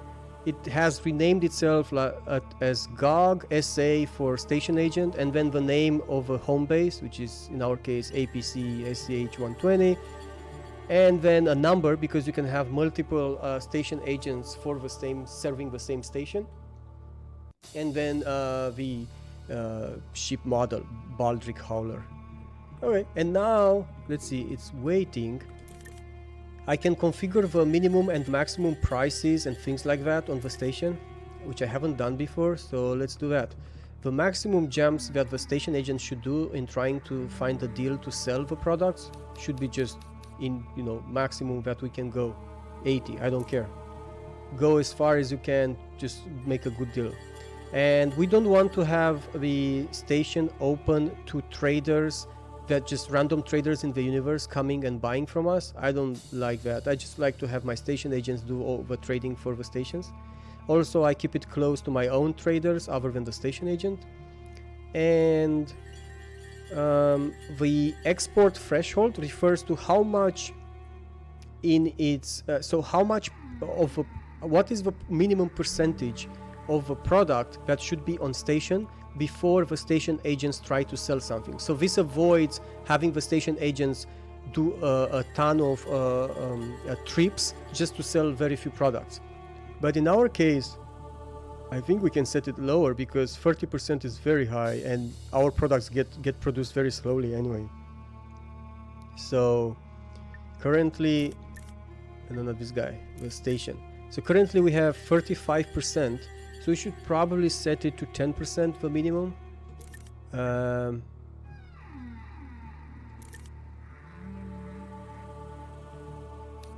Yeah, 10% sounds good to me. The import threshold is, for the stations that require products, is what is the threshold under which your agents will try to get resources for the station. But since this station is a Saturn complex hub, is completely self-sustained, it doesn't actually need any resources. It just a closed loop, so we don't care about that. And in terms of the money, in terms of a price that the alpha particle cannon should be sold as, we can leave it with the average price. It's fine. If you go higher, it means it will be harder to find someone to buy it. For example, if you go 1 credit higher, there you go. It already says that nobody will buy it at that price. But at average price, it can find someone that buys it in the same sector. Now, of course, the question is, Oh yeah, this guy is now negotiating a sell. So he's trying to find a place to sell the station products. Oh, it's sorry. Yeah, good point about being dark. Yeah, I think there was a door open that had light coming in. Let me turn on the light here.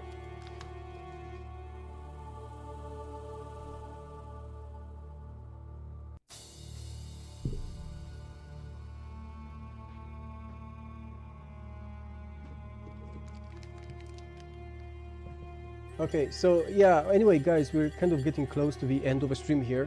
So the last thing I want to show you is that my station agent actually goes and will make suddenly 20 million credits. But he seems to be taking a long time to negotiate a sale. And this is because station agents have levels. If I say I press for U for more information, you can see here that his name is ND Cult. I guess he's Cult. And he's level 1, so that means he'll take a pretty long time until he figures out like, oh, let me negotiate where to sell that thing. So I can press Zeta. Yes, I need all the electricity. Now my money production has decreased in my Saturn complex hub because I use some of that energy to light my face. Bye, Inquisitor of Aquilani. Thanks for staying this late. See you tomorrow.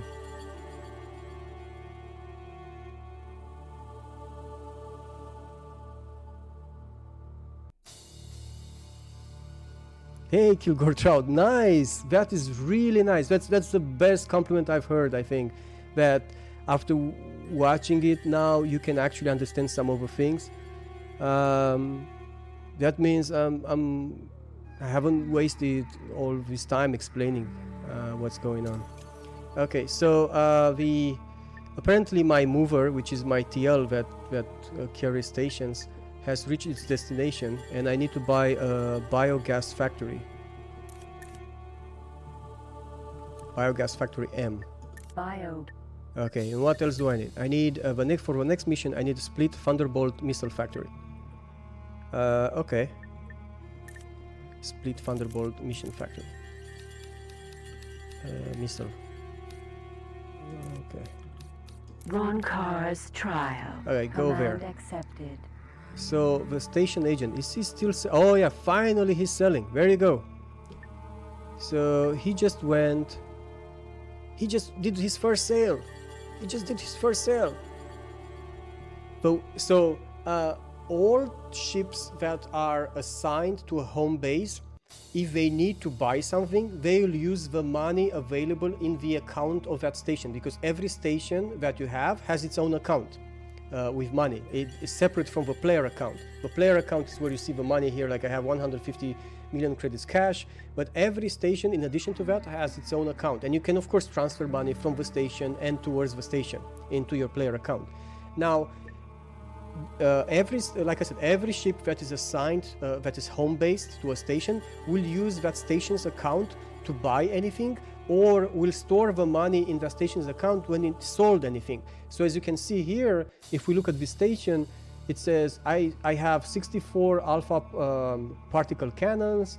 I will sell them as 81,000 credits with that price, and in the station account it now has almost 24 million credits. So that was our first trade from the station. So in the last 2 hours we made over 20 million credits just from that station, just out of thin air, like. And right now you can still make a ton of money just from playing the stock market and doing build station missions. But as your complexes add up, like I said, I will probably end up having 6 of these, 6 of Saturn complex hubs of size 120. So as your complexes add up, you know, I mean, you can make 10 million per hour, and if you have 6, we'll be making 60 million credits per hour just from complexes, not doing anything else. And so at that point, you get enough money to start actually investing in a fleet. Because up until that point, I'm just developing my trading empire. But after that, I will start to buy docks, and I will buy at headquarters. I hope next time we see each other. I will have the money and the reputation to buy a headquarters. The headquarters is the biggest station that you can own in this game, and it's the base of all the, you know, all your operations. It will be awesome. We will deploy the headquarters in a sector that we will be making it our home sector, and that's where we will gather our fleet, and everything will be centralized from that sector. It will be awesome.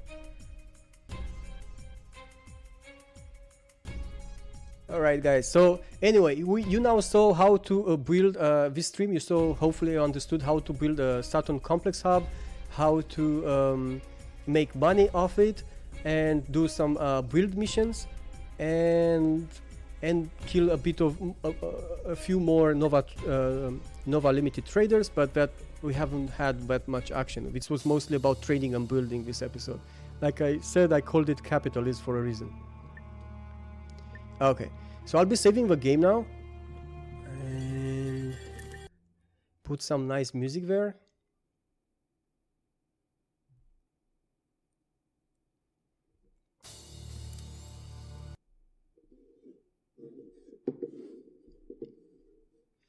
So thank you guys, thanks for joining.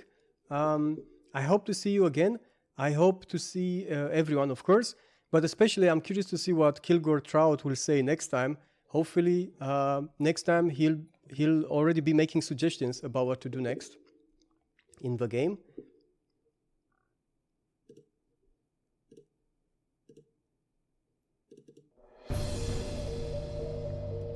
So thanks for being here, and hope to see you next time. Have a nice weekend, everyone, or what's left of it.